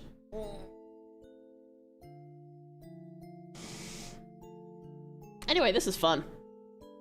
And obviously my voice acting is not as good as some, but I'm having fun. Putting the emotion in, at the very least. Alright. I am Mika once again. I wanna try something after this, if I remember. Alright, skip. Alright, we've got Regis and we have Shinri. Honestly, that was good. Yeah, I enjoyed that. Brian's turn. Whoa, okay. Wait a second. Hold the phone. Hold. Uno momento, por favor. That's the same building as Regis, Altair, Demon King, Prince, whatever. So in this one, they're brothers. Hold on. Okay, alright, so make sure it hadn't like accidentally skipped stuff. Don't get cold feet on me now. I told you what you need to do, remember? We'll need to head into the Demon King's castle and take back the flame sword. Shard is gotten locked away in the throne room. You say it like it's gonna be easy. Isn't the castle highly protected? Well now. The guards aren't the part I need help with. I'm more than capable of handling his whole army by myself. Not to mention my elemental advantage. The exiled prince dismisses my concern with a flippant lift of his shoulders. After being attacked in a land called the Fire Plane by a horde of other devils, he eventually came to my rescue. It's been days now since I passed through that door in the abyss. I immediately noticed his striking visual similarity to Axel Sirius, the guild's gladiator, but when I'd asked him about it, he just laughed at me. With a heap of devil bodies lying unconscious at his feet, he'd offered to help me get home at the cost of a favor. The exiled prince is laid back, relaxed, and unsettlingly cunning. He's the type of person who seems open, but actually keeps many secrets. But I still owe him my life. And besides, it's not like I have any other options. Right now, we're in the Ice Plane, a rival kingdom that's ruled by someone called the Demon King. The exiled prince told me he had a bone to pick with him. Things are getting boring for all of us around here. His commentary snaps me from my thoughts. You mean for the people? I mean for everyone in every kingdom, even the people who live here in the Ice Plane. What's a little chaos? Everyone loves some excitement. If you ask me, even the Demon King would be happy for a challenge. It gives him an opportunity to bare his fangs and play. So what do you say? I hesitate to respond. I owe this man my life, but I still don't feel the best about being here. It's impossible to feel comfortable getting caught up in some other world's conflicts without any context. The exiled prince recognizes it for what it is. This is the only way to get back to the world you came from, Mika. I suppose you're good looking enough to keep around my castle, but don't flirt with me, that's weird. Weren't you worried about getting back to those Tempest people you mentioned? If you humor me, I'll handle the scary parts. And all I really need from you is to take the flame shard from where the king has placed it. What does the shard look like? Why me? Why do you need it? These are all good questions. I'm assuming we go through all of them. Excuse me. I'm gonna have some more drink. Alright.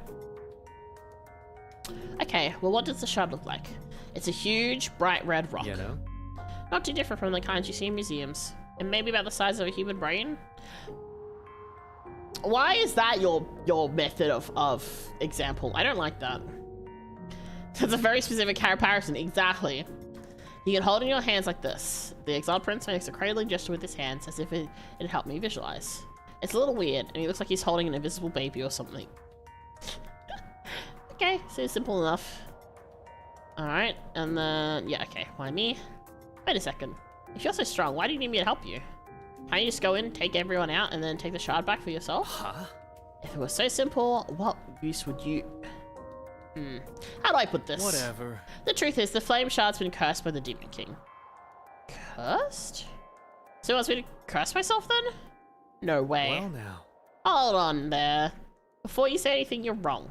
The curse only has an effect on the residents in this world. And since you're not... Can you really be sure? I doubt you have a way of knowing firsthand. If visitors from other worlds came in all the time, your kingdom would still be the strongest in the land. Right? I'm only assuming for what he's told me so far. Huh, you're a good listener. It frustrates me that he doesn't seem even a little rattled by what I've said. But if you want the only answer I have for you, it's because everything that's happened is part of a prophecy. You being here was prophesized hundreds of years ago, when the first Fire Plane was still the strongest kingdom in Elysium. The prophecy foretold there'd be a time where the Ice Plane would overtake our land, in which the Flame Shard would be returned to us by a mysterious visitor not belonging to this world. It's a cool story, isn't it? Not to mention, the fate of my kingdom seems to revolve around you. If you ask me, you should be flattered. You're the answer to saving this land from the Ice Plane's corruption. Surely you must feel even a little bit important after hearing all that. Why do you need it? Does it do something special? Well now. It returns full power and life to the Fire Plane. You probably noticed the devils who attacked you were when you first got here weren't capable of speech or understanding. I do remember that. The devils were humanoid but hadn't responded or listened to me. They'd been intent on swarming and attacking. As long as the flame shard is missing from our kingdom, the devils are doomed to live like that, without thought and capable of understanding the surroundings. But you weren't affected. How am I not surprised that you're so skeptical? It doesn't affect me because I'm a royal. The flame shard is an artifact of my bloodline. That makes some sense, but definitely not as much sense as I'd like it to. So, after you return power and life to the Fire Plane, you'll be able to return me to my homeworld. Yeah? Right, because then me and the other devils will return to our usual magical potential. Devils tear through realms all the time. It's a piece of cake for us. Anyway, let's not beat about the bush. It seems more promising than roaming the world aimlessly and making an enemy out of the Fire Plane's ruler. What other leads do I have? Reluctantly giving him a nod, I follow the exiled prince into the castle. The exiled prince hadn't lied about his battle prowess. Fearlessly and without care, he'd taken out one guard after another. In a devastating combination of fire magic and physical combat, he'd proved himself a force of nature. He really hadn't needed my help when it came to a fight.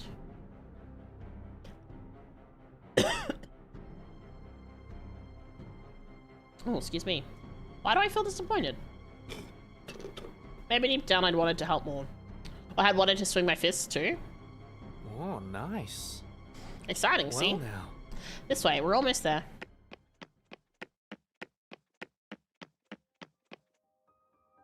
With the exiled prince wiping out the entire castle in the demon's absence, there's no one left to interfere.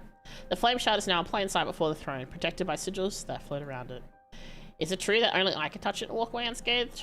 If so, I'm only moments away from securing my way home. I turn and look at the exiled prince as he approaches behind me, smirking and wiping the blood from his knuckles. Well now. I'd expected a bit more fun than that, but I suppose it's always been the king himself who put up the most fight. My eyes are drawn back to the flame shard. Even without the prince egging me on, something inside me urges me to take it from its place. Maybe it really had been fate for me to take it? Ooh. I wonder if we'll get different things. We'll try take it. Hi, Sleepy. How are you? Welcome in, welcome in. Oh, excuse me. Maybe I'm a bit sleepy too. I'll do it. It takes me a moment to swallow my fear, but I trust my intuition. I anticipate the worst. I once anticipate that I'll be burned, but to my surprise, my fingers slip through the sigils. I clasp the flame shard in my hands. Though I'm not looking at him, I can feel the exiled prince's excitement bubble up behind me. See now? That wasn't so bad. I withdraw the shard and pull it to my chest. Woo! In the very same moment, the icy castle seems to throw a thaw all around us. Oh, nice. Ah, that's our cue.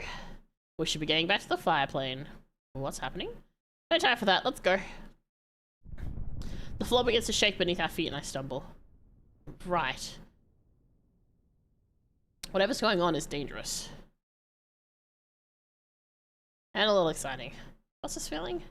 As the prince and I make our escape from the ice plane castle, I feel the warmth of the flame shard spread as if it's flushing through my veins. That's why I am for you freezing asleep as I'm a heavy person on a person and I can't read.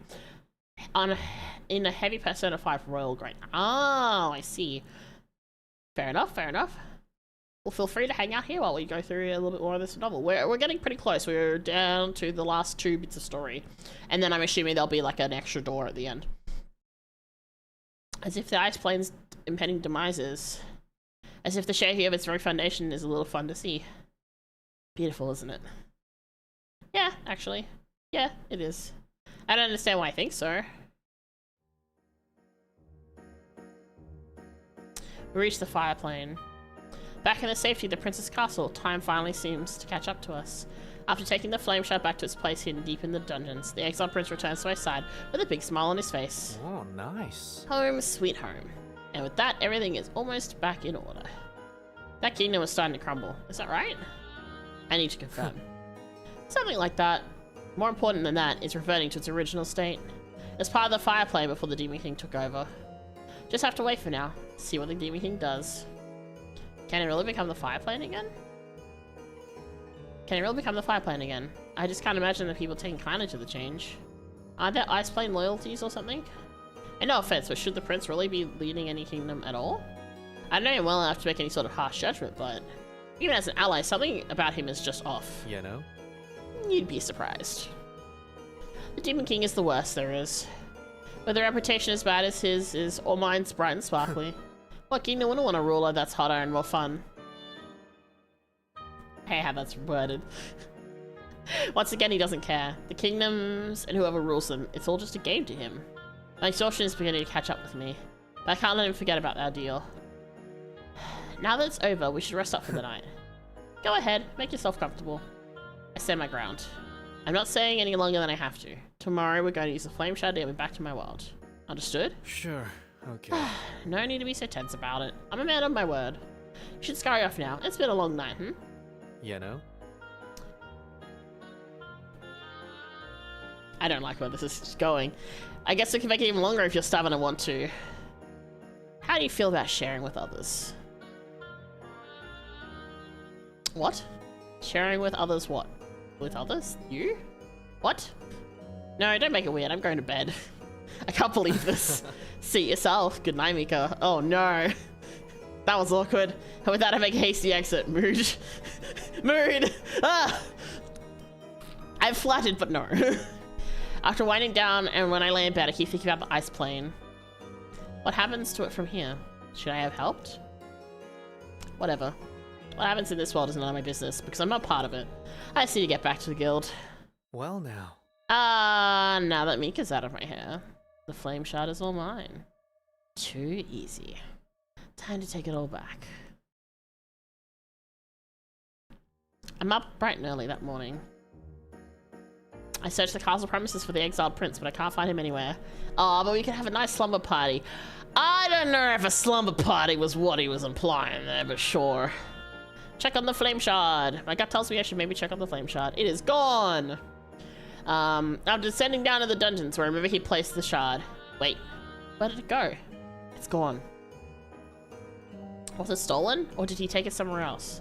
The former makes more sense. Maybe an enemy had infiltrated overnight and he's left to chase them down? I need to find him. Check the castle outside. There's a chance he's outside somewhere. Wait, so no time and make my way out. Whew. But he isn't here. What am I supposed to do? I'll leave the castle. The streets are littered with devils, invigorated by the return of the flame shard. Their nature is still volatile, but at least they're capable of understanding me now. What the exiled prince had told me seemed to be right. Hopefully things are okay. With the flame shard stolen from the ice plane, just what kind of future remains for this world? I try not to worry too much about it. I also try not to feel too responsible. After a full day of searching for him, I find the exiled prince emerging from an underground stairwell. Behind him, some music is leaking through the cracks of what seems like a club or a bar door. Where were you? And does he even know the shard is missing? The flame shard is missing. Sure. Okay. No, it isn't. It's missing from the dungeon. I checked while I was looking all over for you. Did you forget what you promised? You're supposed to open the realm and send me home today. That's all he had to say for himself? Nah, I know what he means. My reaction is just nope, no matter how much I love Anarchy. Yeah. About that. Oh dear. I lied to you. My world goes still. He what? I don't want to believe him. Now's not the time to play around. You know?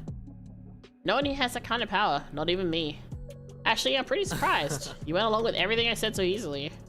Because he helped me. Because I thought he'd take me home. Think I'd really care about whether or not you got home? You should be more on your toes. This isn't my fault. I'm not stupid. It wasn't stupid for me to believe him. Devils like me take advantage of naivety. It's nothing personal. Just part of our nature. It is personal. You owe me. You made a deal. Once he reaches me, I shove him back into a webbed fence that lines the street. He's so bothered all the time. I just want to break his face. It'd be fun to break his face. I raise hell and attack him. I clobber him with my fists, even as I hear him chuckle at me all the way. There's no way it doesn't hurt. Even if he's acting unfazed, I know my own strength. I want to hurt him. I want him to pay for deceiving me. What's the point of all this? He just wanted to use me? I hate you. Take me back to Tempest. Take me back or give me the flame shard back. Oh, hello. I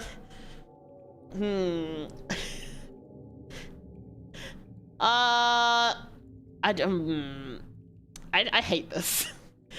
Like, it's how do I explain this? Like, if it was just a normal visual novel, then yes.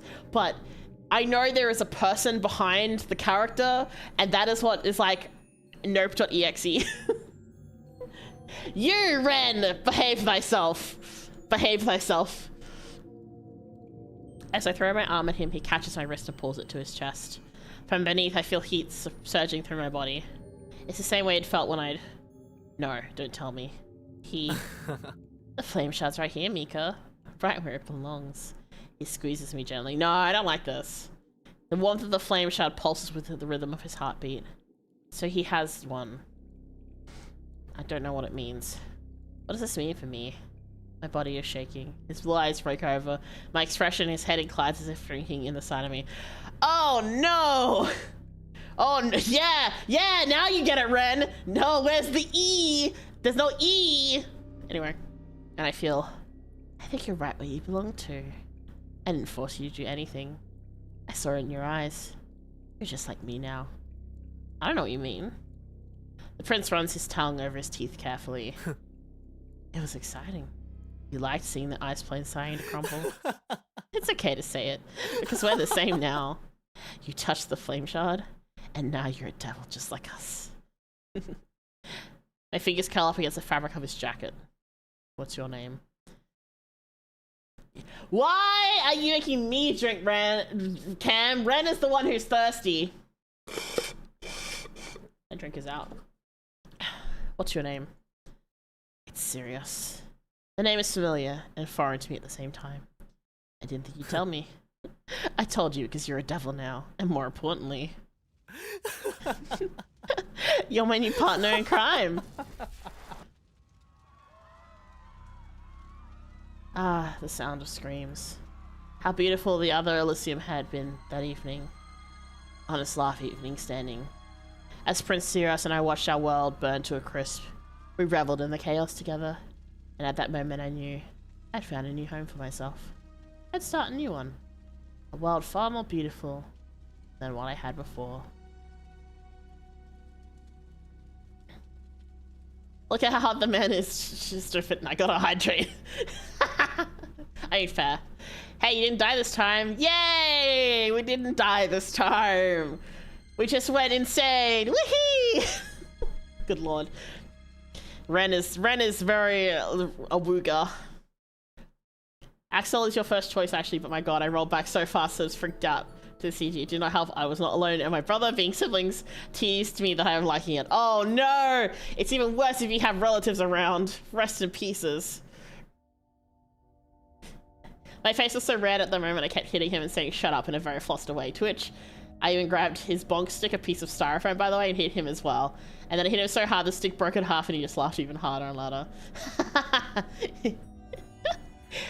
Cole. Okay, before I forget, I wanna see something. So if I type in Mika, I wanna see if this does anything. Okay, no, it doesn't. All right, look. It's like one of those things where it's like maybe it's like an Easter egg if you say no. Anyway. All right. Well then, we go skip. Neom. All right. Before you do anything, I'm gonna be real quick because I need to go get more water. So I shall return momentarily. Carl, you behave yourself. I'm a grill bread. All right, I need my eyes open. All right, I shall be to get water.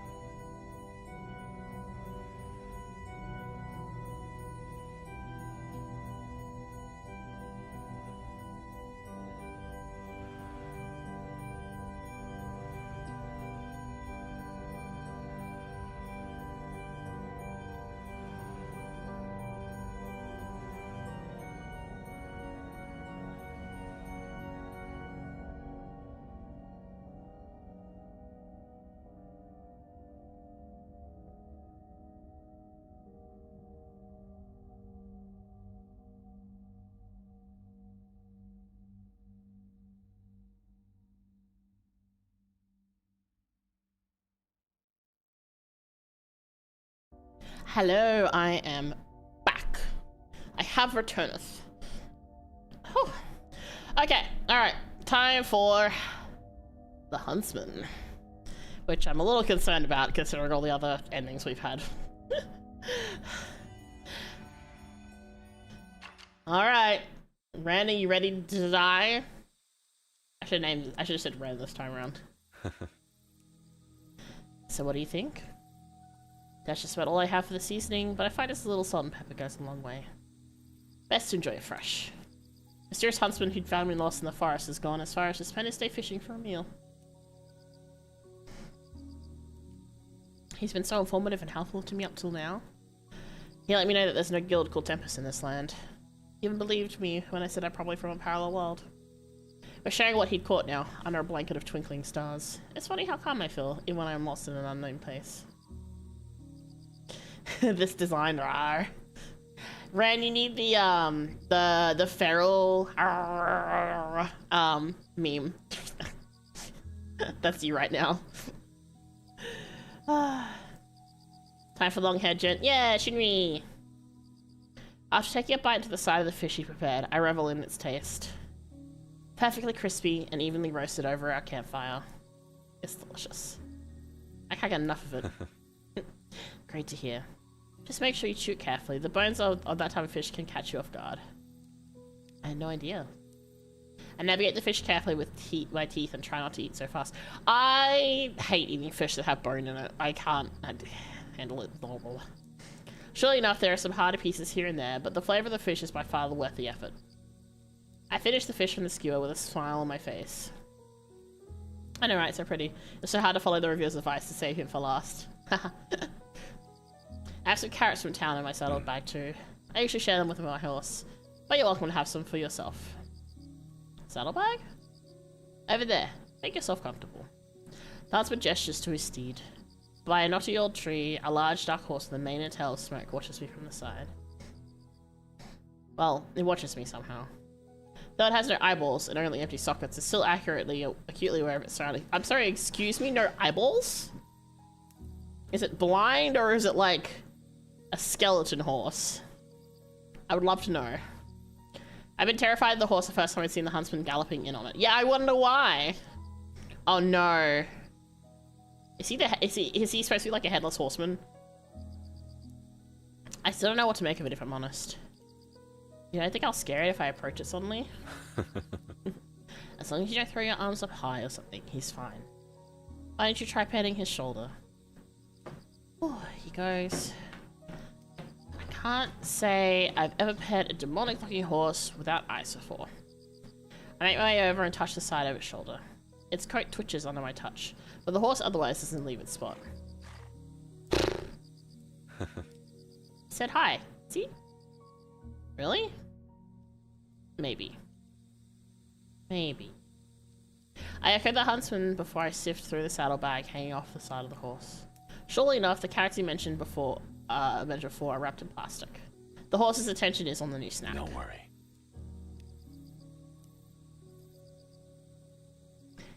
His voice is very nice. I mean, obviously I knew that, but also it's like, hello. The headless horseman rode a normal horse. I think Death rode a meatless steed, depending on the literature. Yeah, true. If it was 4, if it had only been 4, then I could have thought maybe it's like the 4 horsemen of the apocalypse, but it's 6. So, don't worry. You can ignore him if you want to. He's spoiled and eats plenty. The huntsman's mouth seemed to be denying the claim and nudges his nose towards the carrots. Though I see the huntsman shaking his head, I'm weak and unable to resist sharing. After fishing one of the sticks from the bag, I flatten my palm and offer it to the horse to eat. And spoiled yet again. He's kind of cute. Oh yeah? Just don't let him know. Anyway, shall we roast the rest of those carrots? Good idea. 1 second.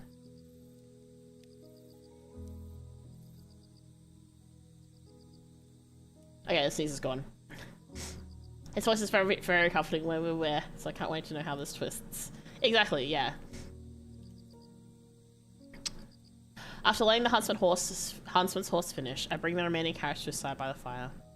Say, what should I call you anyway? Whatever it's gonna be. It's I'm so ready.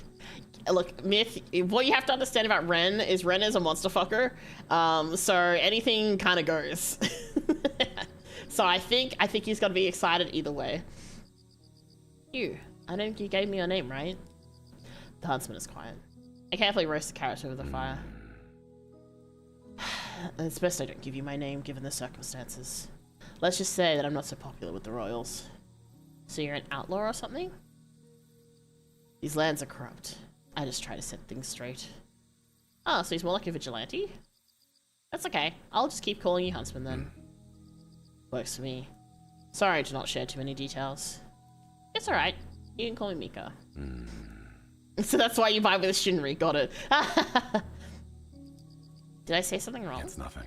No. I just found it a little ironic. An acquaintance hinted that I may run into someone named Mika the other night.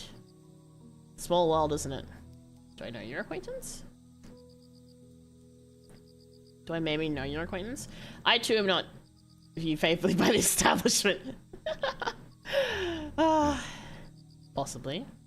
I've had some conversations with him here and there. We've yet to meet in person. You could call us pen pals.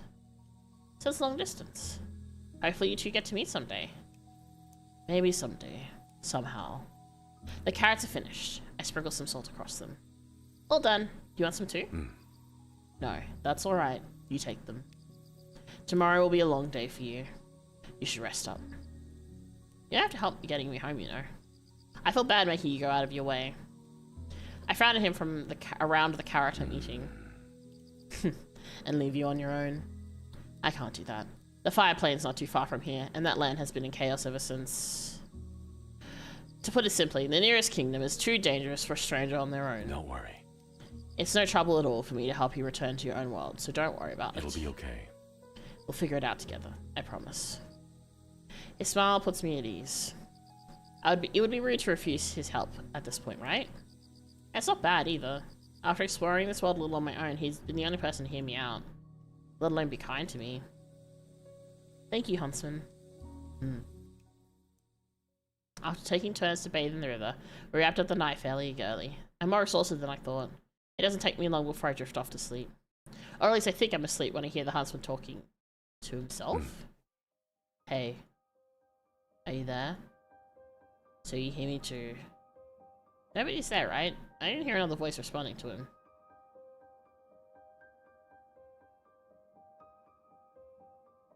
Mika arrived on my side. Me? I'm losing you. Say that again? I strained to listen harder, but there's still no other voice present. The Huntsman is talking to himself outside my tent as if someone is there with him. I wonder if I should worry. I'm not sure. Don't worry. I know. Don't worry. I'll keep Mika safe. I'll try and keep you posted around this time again. The conversation with himself ends. Everything goes quiet, and I hear the Huntsman shuffling over to his own tent. Suspicious, suspicious. Oh no. Of course, law would be on Shinri's. Too sleepy to keep pondering, I drift off into slumber. I mean, I've already pieced a few things together. Sleep well? That's what greets me when I see him the next morning. I remember how unsettling it'd been to hear him carrying on a conversation with himself last night. Should I try and bring it up? Now?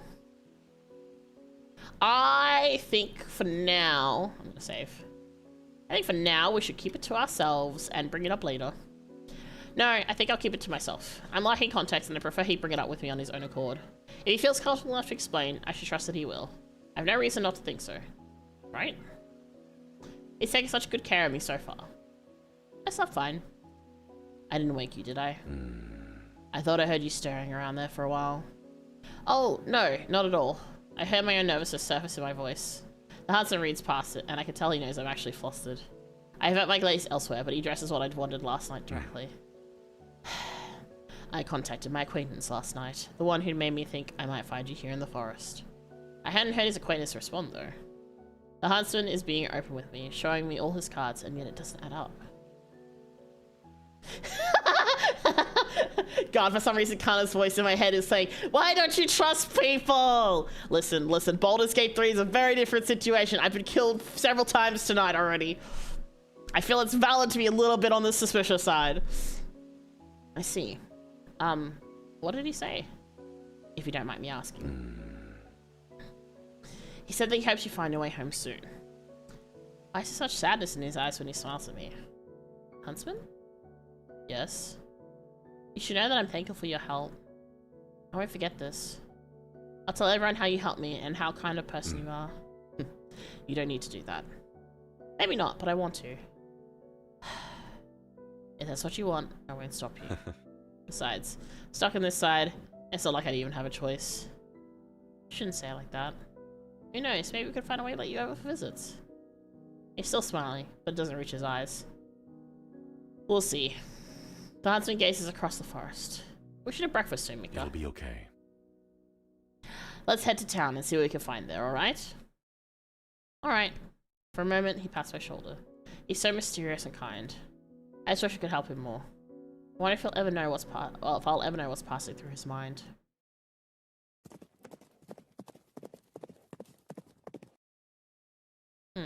Interesting. Very interesting. I'm gonna have some sippy sip. Ooh, footsteps.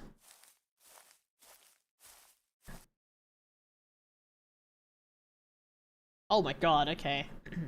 I'll never forget the night I found you crying by yourself in the forest, Mika. You called me Shinri. Just so easy, Shinri. I'd understand my role as your protector. Because I'd known who you meant. Because prior to your arrival, Shinri's voice, as well as his memories of you from the other side, had reached me. Stronger and stronger. Realms apart. It didn't matter. Shinri and your guild companions were searching for you. Dun dun dun dun! Well, we've gone to nighttime. And so, from this side, we searched the lands together. Together on horseback, Mika.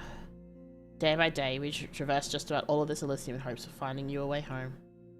But we'd failed. We spoke to mercenaries, to peasants, and to nobility. But none of them had ever heard of another Elysium. Maybe they hadn't, but I had. Because for reasons I hadn't told you yet, I'd been wanted by many kingdoms for a long time. I wonder... Have you heard of something called Doppelgänger? I'm too afraid to ask you. Because if I do, if the test that's stolen from a certain king turned out to be true, it means that in order to leave this place, you have to... kill your doppelganger!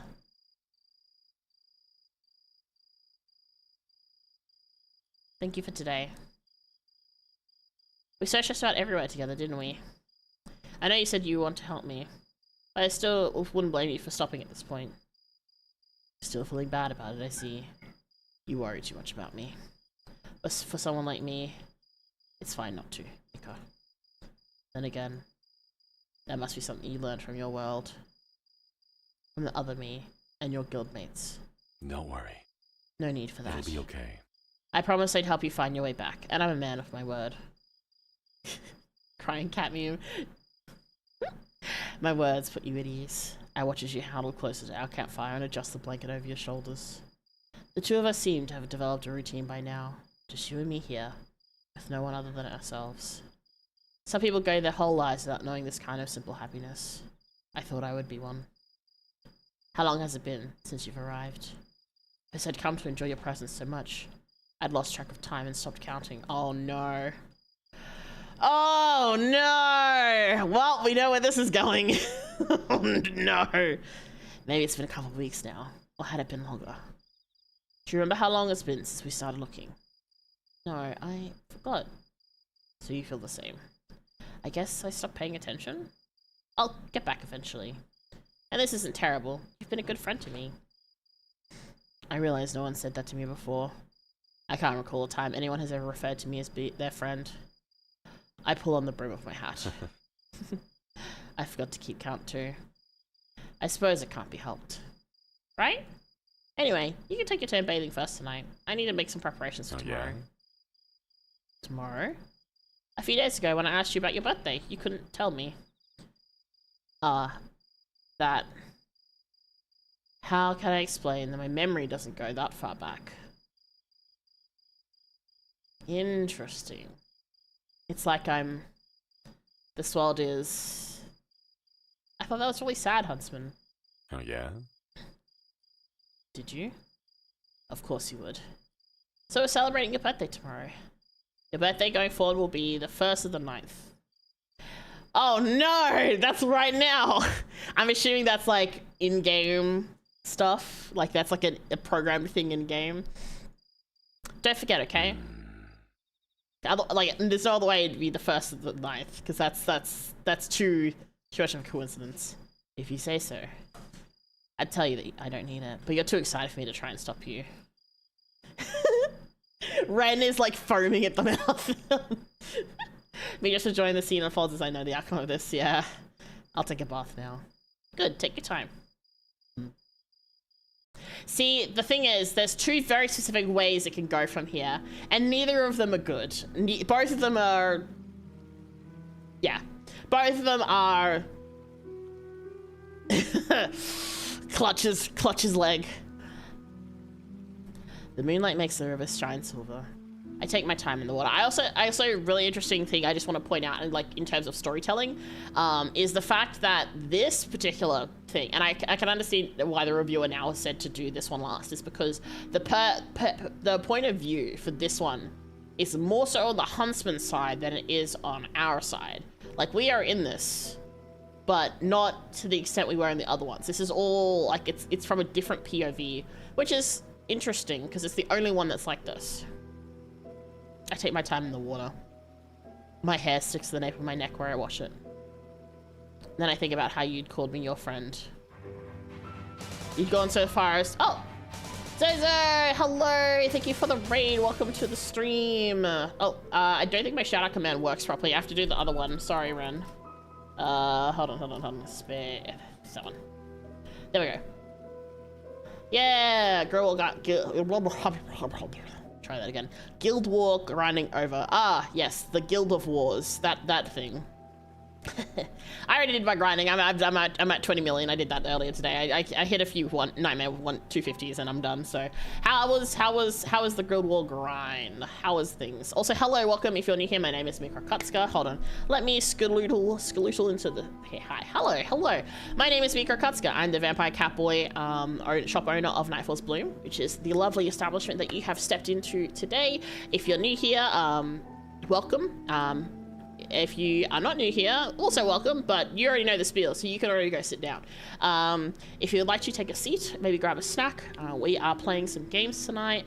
I play a lot of things like action games, story games, so things like visual novels, open world games, RPGs, that sort of thing, and a lot of horror games as well. So if you like that sort of thing, do stick around, hang out with us, vibe. We are currently going through the quote-unquote last chapter of the story for this game, which is a Hollow Tempest, so Hollow Stars E and Hollow Tempest game, and this game is definitely not for the faint-hearted, shall we say.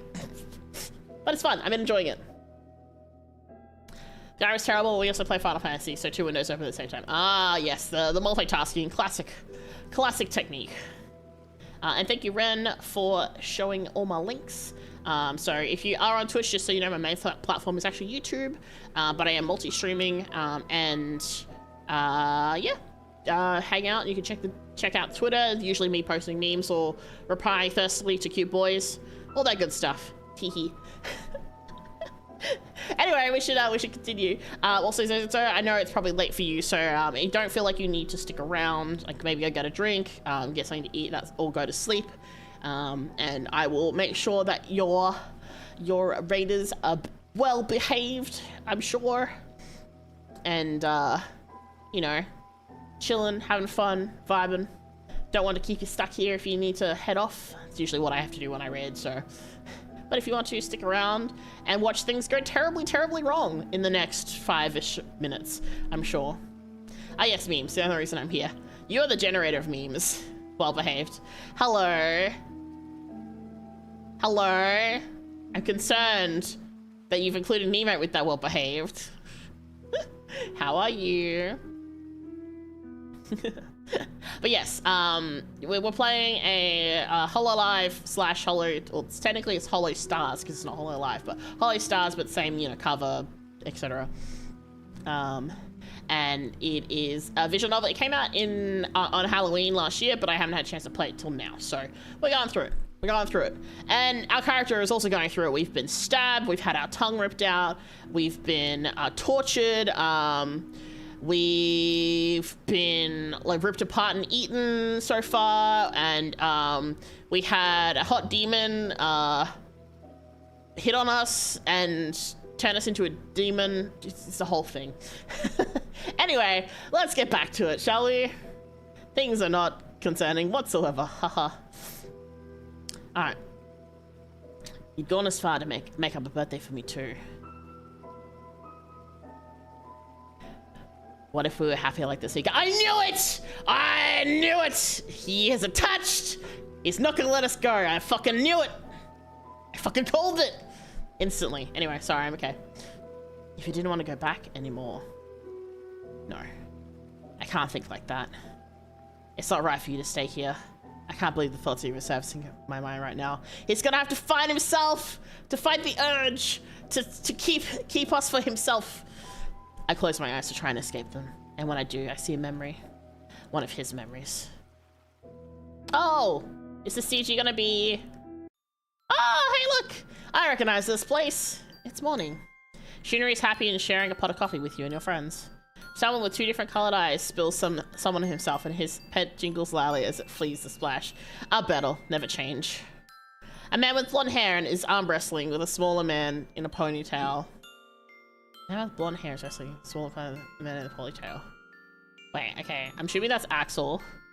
With a smaller man in a ponytail. Who's the smaller man in a ponytail? I'm trying to think. Wait, hold on. Is that Harkur? My brain is immediately forgotten. The descriptions are a little bit fuzzy. Anyway, a young man in white and blue is carrying a still sleeping red-headed teammate into the room on his back. Okay, well, that makes sense. That's Regis and Fire. Okay, so it was. Alright. Do you just not want to wake up? Seems like it. And the hesitation, I love it. Yeah, Ren is going absolutely feral.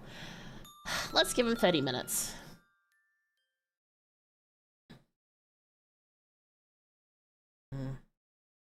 I see things for what they are. Life together with me in this miserable parallel world could never compare to something like the life you had before. So I'll send you home. I'll send you somewhere happier without hesitation.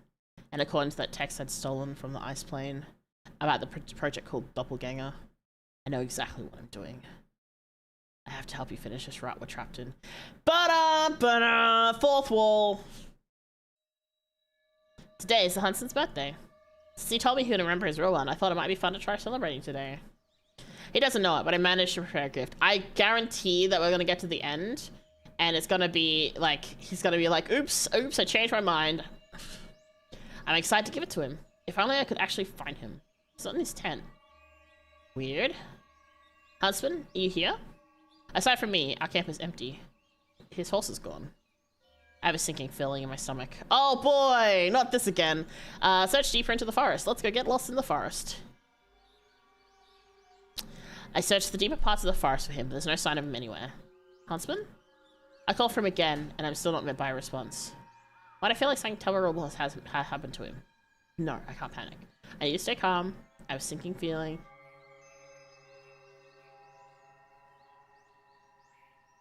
Okay.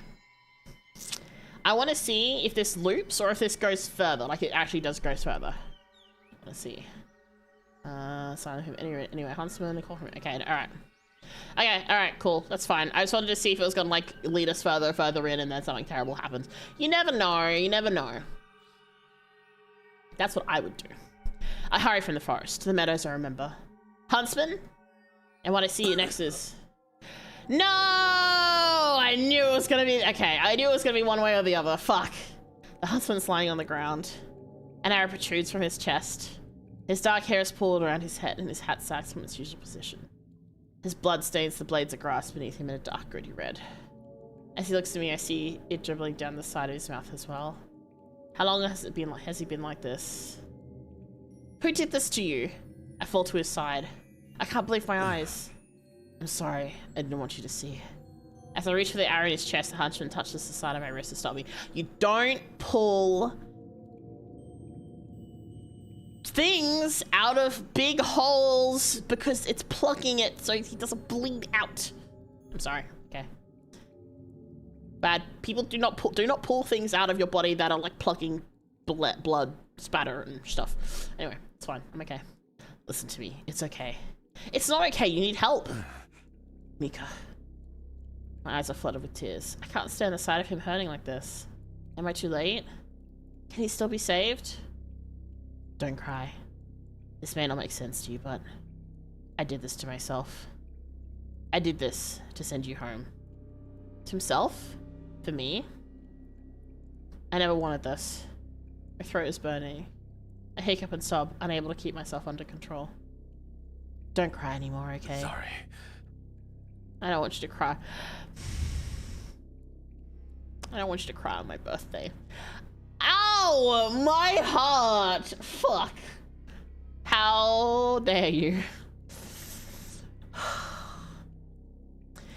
Like I said, it was gonna go one of two ways. It could have gone the other way. Like, I was like expecting it to go for like he's gonna get too attached, and the other one was gonna be one of them was gonna end up dead tragically, where they decided to like stay together type thing. So, you know, this was the it kind of gave me a bit of both of my choices. He musters his strength to smile. Okay, hold on, before I do anything, here you go, Ren. That is a very nice picture. His face is very beautiful. God, Shinri is beautiful. Okay. Even now, he's thinking of me. Your birthday was supposed to be today. It wasn't supposed to be like this.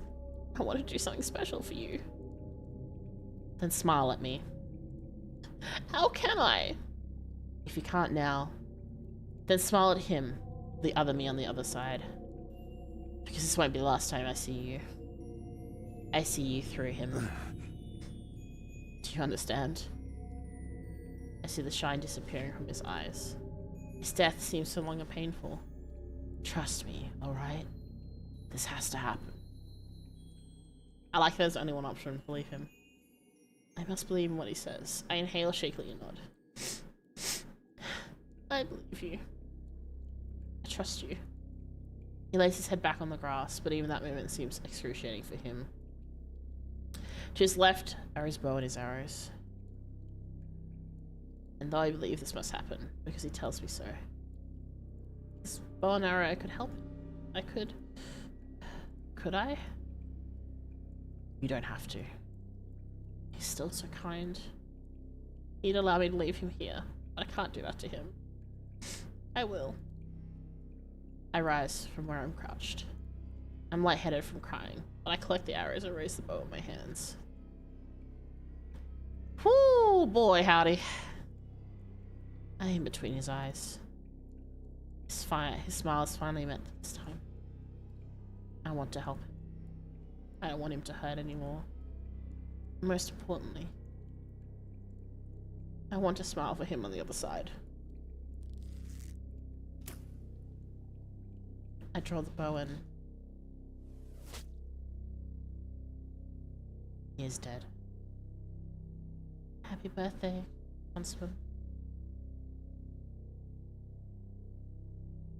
Wow, that was rude. Good twist. I wasn't sure if it was going to be us that dies and he's upset, or if it was going to be him who died and us upset, so. Woo! You have acquired 6 keys. Yeah, I was an emotional wreck after that. I seriously thought I was going to cry to how wet my eyes were. Vibrating fist. Ren, compose thyself.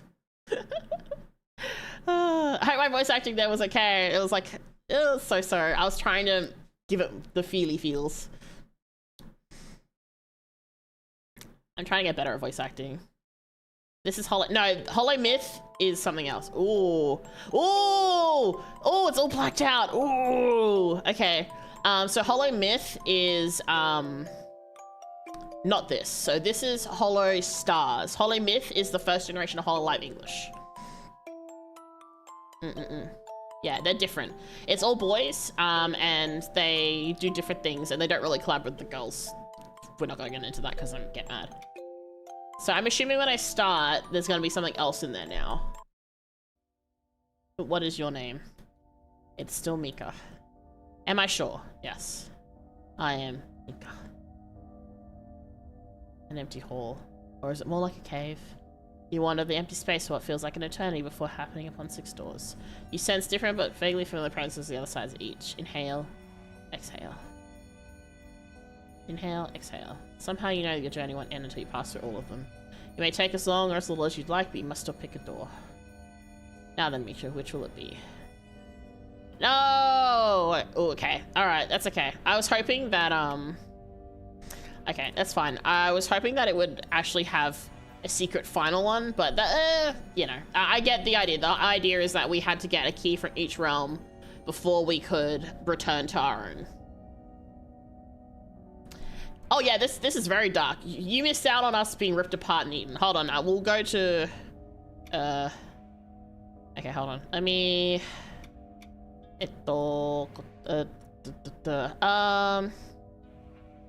one sec. Uno momento, por favor. Oh god, I sound like Ori. Alright, let me restart the game. Yes. There is a secret ending, a true ending. Okay, alright, I was right! I was right! Where is it? Why not give to me? Oh no. Okay, it's all darked out. Okay.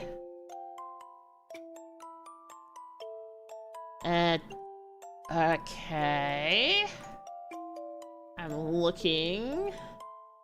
I'm not seeing anything to click on. Okay, I'll hydrate.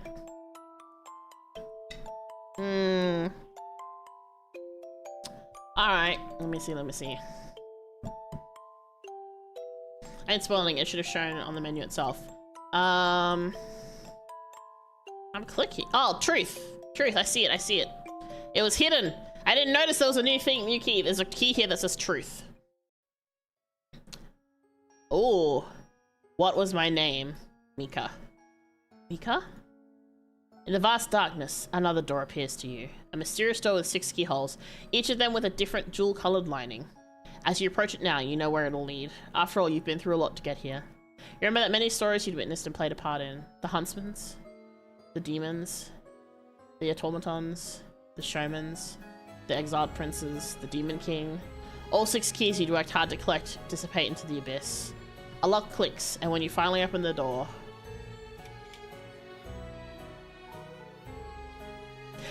Why is this the first image we get to see? What the fuck?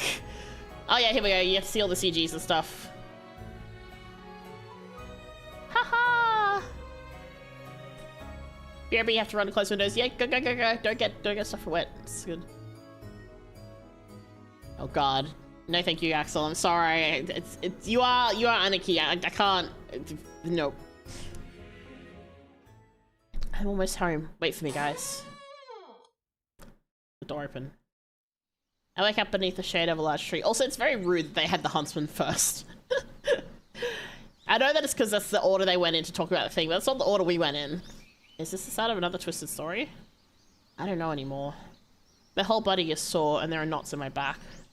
I take a deep breath. This place looks like Elysium. It looks like a meadow not too far from the guild hall, actually, but... Mika, that you? Did it work?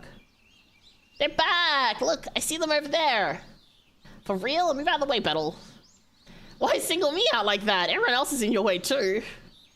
Wait, did we really fight Mika? I was worried we were gonna have to make signs for a missing person. Finally, now we found Mika, we can call this done and get the Halloween party started like we wanted to. Oh, that's really cute! Oh my god! That's an adorable CG. Hold on. Ah, that's so cute! Look at them! Adorable. Look at them! I also like how, like, babyface Battle looks here. This is great. Oh, look at Phantom! Oh, it was just a bad dream. As the Tempest Guild members come closer to me, I prop myself up at the base of the tree. I'm stunned and at a loss for words. Because I've experienced so many tragedies, I don't even know what to say to them. Would they believe me if I told them what I saw? Had I just conked out here and seen a series of different nightmares? No, they'd definitely been real. I can't believe otherwise. Sorry everyone for making you worry. How long have you guys been looking for me? Way too long. By that, I mean a couple of days now. Are you alright? You look like you've been through it. No shit. Want me to carry you on my? Want me to carry you back? How do I even approach this subject? I'm sorry. I'm so. I have to say, I'm very glad that I don't have an eye tracker on right now because all I keep doing is I keep looking at Shinri's tits. I'm sorry, Shinri. They're right there. They're in my face. How do I even approach this subject? Just gonna put yourself in the picture. No, it's fine. Was I here the whole time? Why did I look like when you saw me? You looked like you were sleeping just now, but you definitely weren't here the whole time. We searched most of Elysium for you after you were gone for too long. Yeah, Altella sent me and Shinri out this way to check yesterday. We didn't see you then, but maybe we just didn't notice. Who knows? No, that's not it. I was over here 2 or 3 times when we looked. Mika, no worries, it's understandable. They're hard to ignore. They are a little bit hard to ignore. They're like perfectly framed and like right there, and he's up front and center. So I must have really disappeared and then reappeared here. I physically wound up on the other side just like I thought. And now, after experiencing those 6 different tragedies, I'm back here.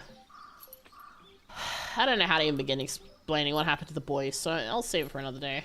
For now, I'm just relieved to be back. Things are going to be okay now. Or are they? I miss them. I miss these guys so much. I had some really bad dreams. Really bad dreams. I don't know why I was out so long, but that's about all I can say. That's okay. I get it. I understand the feeling too. The two of them look at each other as if they know something I don't before they look at me again. See, these two know shit's up. They know shit's up. Come to think of it, hadn't the doppelgangers come into contact with their other selves? Yeah, exactly. So they know stuff is going on. Allegedly. I guess I'll just find an opportunity to ask them one day. Let's not beat around the bush. We should get Mika out of the dirt. Up out of the dirt. So he's still going to open the hall for the party? Think it can't hurt. That's a good way to welcome Mika back. All right, we gotta set the sound system up for karaoke. Come on, Mika. Let's get you back inside. The boys help me up from the grass and lead me back toward the guild hall. When I'm on my both feet, I'm met by a group hug. Oh, it's cute. Some of them muss my hair and tease me, but I don't pay attention because I'm home. I'm home. Finally home. I'm where I belong. I can't even describe how relieved I am. How good that feels. As the Tempest Guild Hall slowly comes into view, I look forward to a Halloween spent together with my friends. Yay! Putty! Hell yeah! Nicely done! That was great. Well done, Hollow Stars team.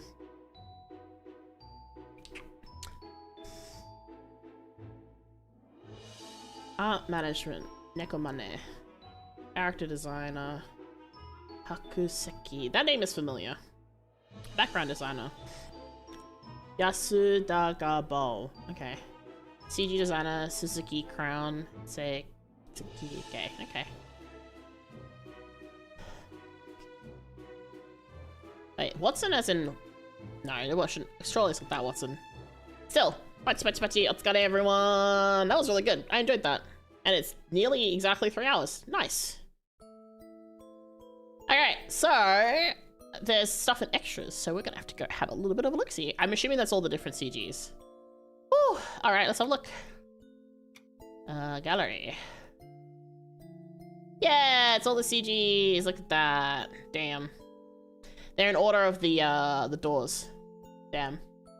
For me, I'm really glad to get the chance to play it. It was extra special as this is a birthday gift to me. Their managers did the most amazing job on this.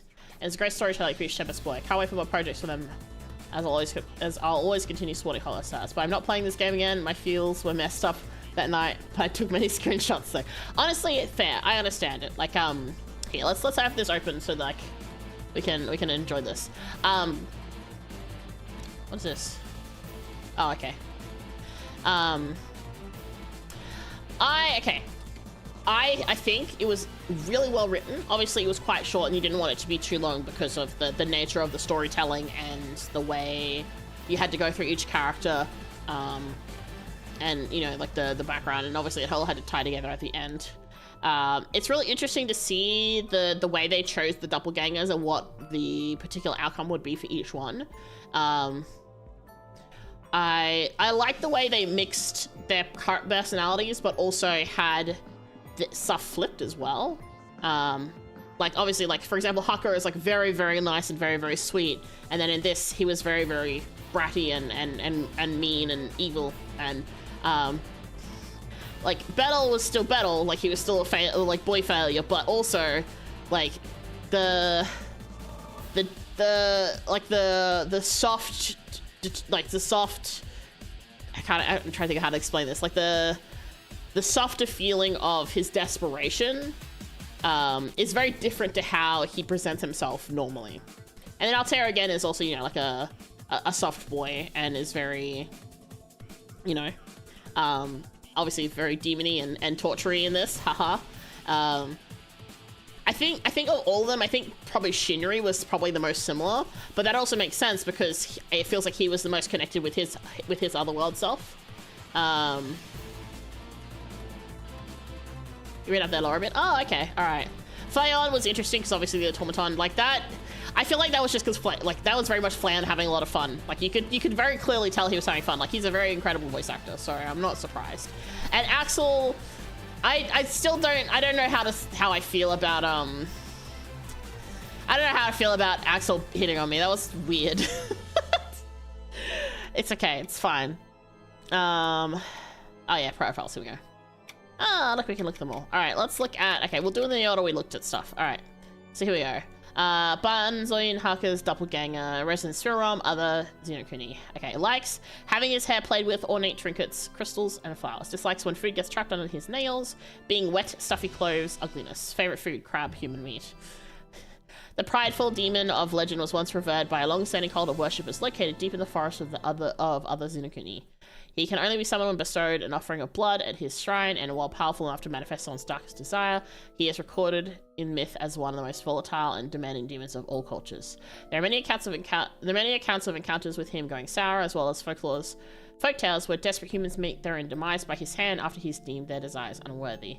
Because the Katasu demon is rarely summoned to the physical realm, when he is often extremely hungry after a long period of dormancy. Having existed for centuries, he has consumed all sorts of offerings, which has made his palate and expectations all the more difficult to satisfy. However, thanks to the player's inability to please him, the demon would come to be addicted to a taste he'd yet thought to try. Until then, the rich flavor of human flesh. Yeah.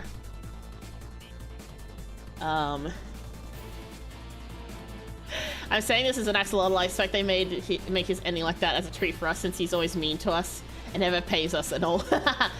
He never gives you he never gives the goods, huh? Like I said, I feel like a lot of this was very. It is like, it's interesting because like a lot of it feels very much like fanficky, but not in like not like in a weird way, like in a good way. All right, let's see. Battles. Doppelganger, Skeleton Country, being in the spotlight, collecting perfume, wearing costumes, telling people no refunds. Why that specifically? That's incredible. Dislikes repeating himself, cleaning, method actors, children, receiving hugs. I also don't like children, so that's fine. Favorite food, banana pudding.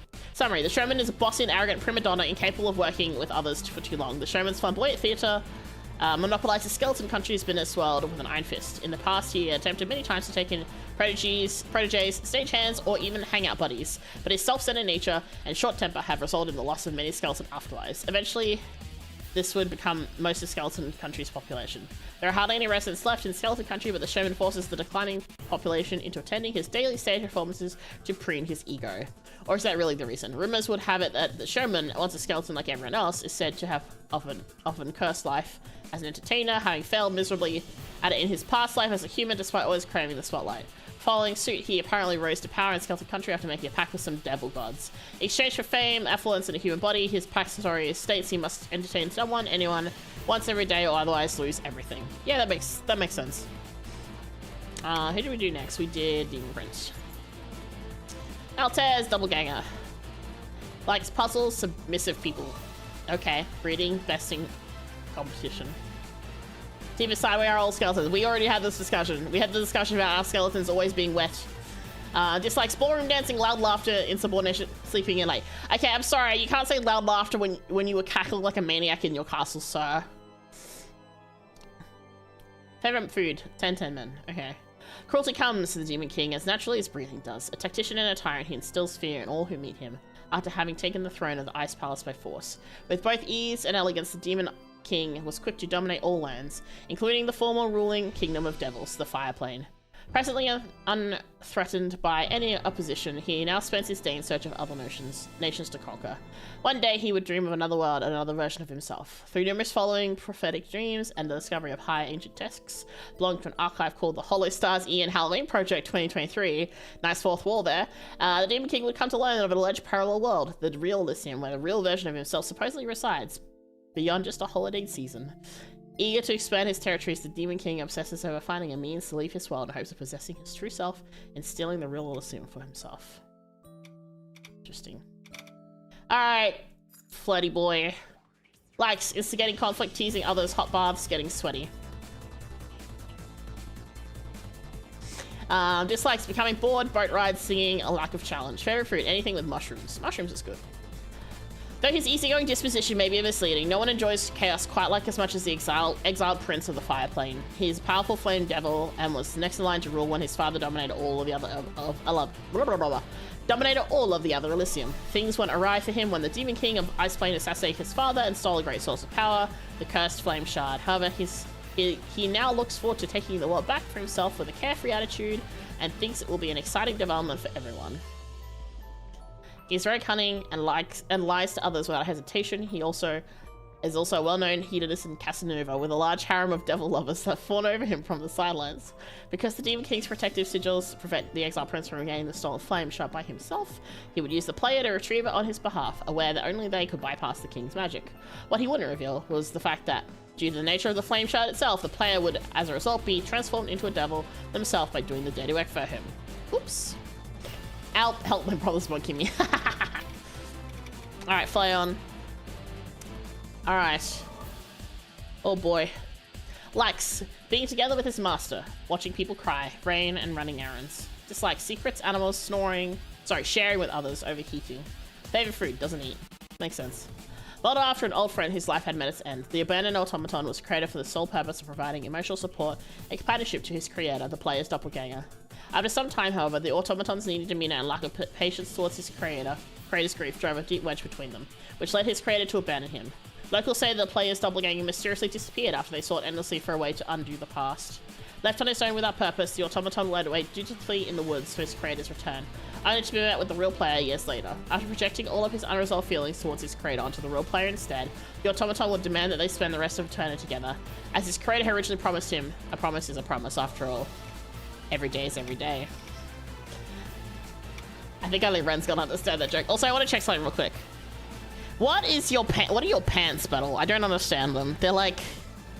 It looks like you're... It looks like you do have arseless chaps. That's okay. Shimi or Huntsman. Likes fishing, sleeping under starlight, getting to know locals, protecting the weak. Of course he does. Dislikes haunted places, pretentious businesses, wastefulness, invasive personal questions. Favorite food, gyros. The steadfast and mysterious Huntsman's loyalty belongs to no kingdom, and he follows his strong moral compass without care for where it can lead him. He rides a ghastly horse without eyes, and though his appearance can be intimidating, he is revered by many villagers as a wandering hero and vigilante. Not much is known about his past, but it would seem that he harbors many grudges towards royalty and often acts in the opposition to their wishes. At some point, he even faced imminent imprisonment in the Ice Plane for stealing the high ancient text of the archive called Hollow Stars Ian Halloween Project 2023, in which he learned about the true nature of his world. Shortly before the player arrived in the other Elysium, the Huntsman would also become capable of momentary spiritual contact with his other self, Jasuji Shinri. After bearing witness to Shinri's strong memories and emotional attachments, the Huntsman felt compelled to serve as the player's protector. While he would grow attached to spending time with the player, the Huntsman would eventually accept the fertility of his world's nature and sacrifice himself to help send the player back to the real Elysium and his other self. It's the same with Harkur's pants, and yet you're not questioning. Wait, is it? Hold on. Oh, it is too. Okay, to be fair, like this style of pants, it is normal to have a hole in that. Whereas Battle is wearing a more Western style pants, and also like it's more it's like a bigger dip. It's got like clown pants with a cutout in them. So, you know. Actually on a... Oh, he has a tail, okay. Shinri looks good. I like that because Flayon's so short, you get to see more of his designs. You get to see the ball joint doll knees. And then you just look like a fancy lad. Alright. Well, that was Doppelgänger. I honestly, I wasn't sure if I would finish in part, like, that's why it says part 1, but that's fine. Yeah, we finished it all. We did it. We survived. Well, not really. We kind of died a few times, but I digress. We got through it. So, I'm very glad we got through it. I'm glad I finally got a chance to play this. So, fun fact, when Harkur posted the close-up on his Twitter, his senpai Rio replied with pedo. What's Lutez? I don't think you know what that means. Alright, well, on that note, anyway, we are, we're finishing up here for today. Yeah, I cannot believe, oh my lord. Oh, start! Cam's on! Shut up!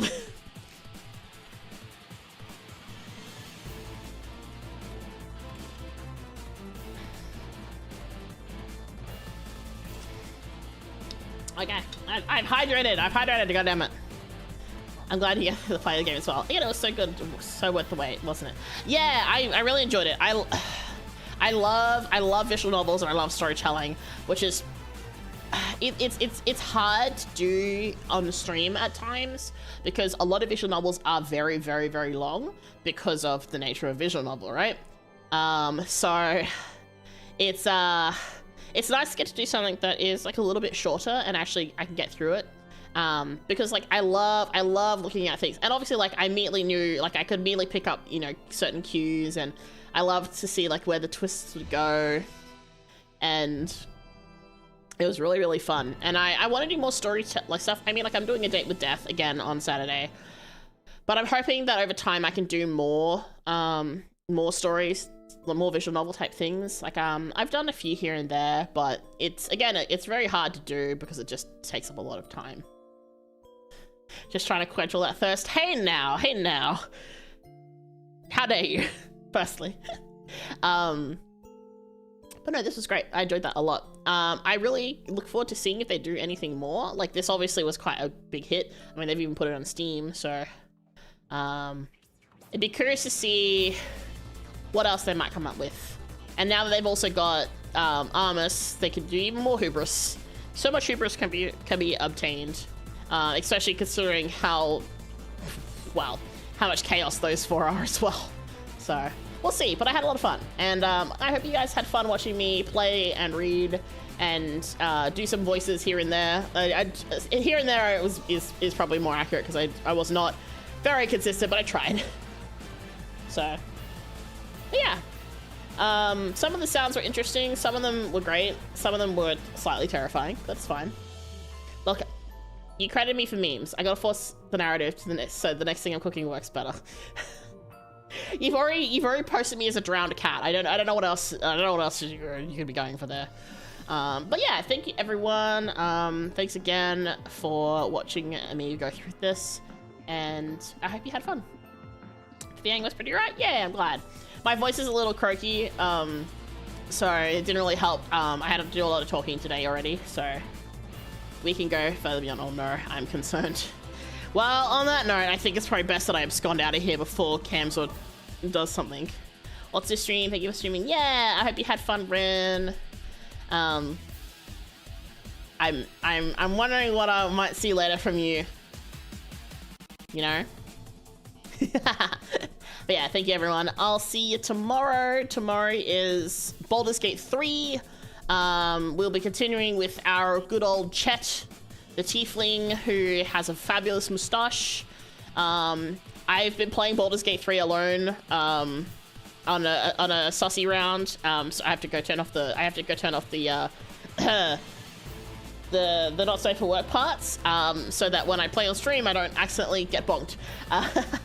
And then from there we'll see how we go. I've done a bit more story too, so not necessarily it's not that I necessarily know what to do, but it's more so like I know what's coming up in certain parts of the story, and things to not waste my time on in some circumstances, etc.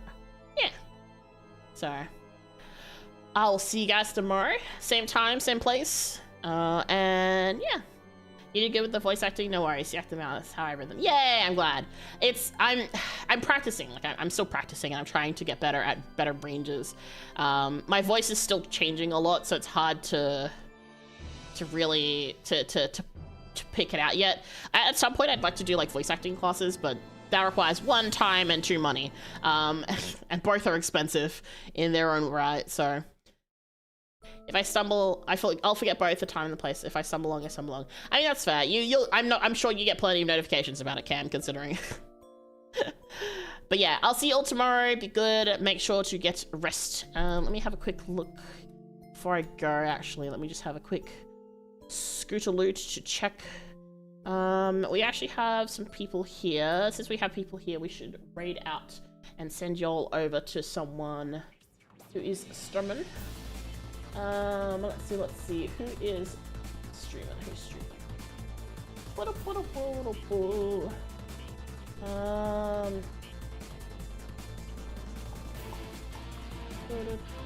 There's a few people streaming.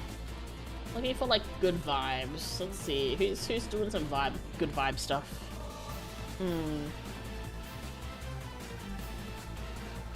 Yeah, no worries, so thanks again for the raid.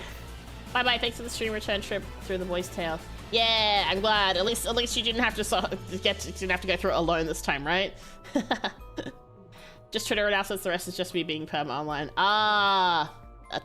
Honestly, Cam, I can't talk. I am also permanently online.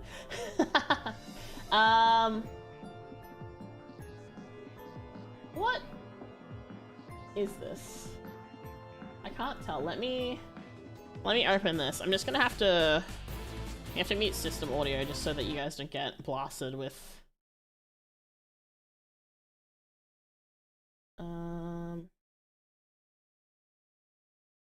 Okay, we're gonna raid this person. I'm a little bit scared because I've got a few people there, but it's fine. We're gonna raid them anyway. So if you are still here, please do come with the raid just so we can be nice in their chat. Okay, here's the raid message if you have the emote. Here's the raid message if you have the alt. If you don't have the emote, and we're gonna raid, unless it doesn't let me raid. Who knows? Let me just check. Okay, it's probably fine. I'm gonna. Alright, I'm gonna go to my end screen. I'll see you all later. Don't forget to come with me for raid and be good, okay? Be good, me cats. Get something to drink, something to eat, stretch, go to bed if you need to if it's late, and I'll see you all tomorrow.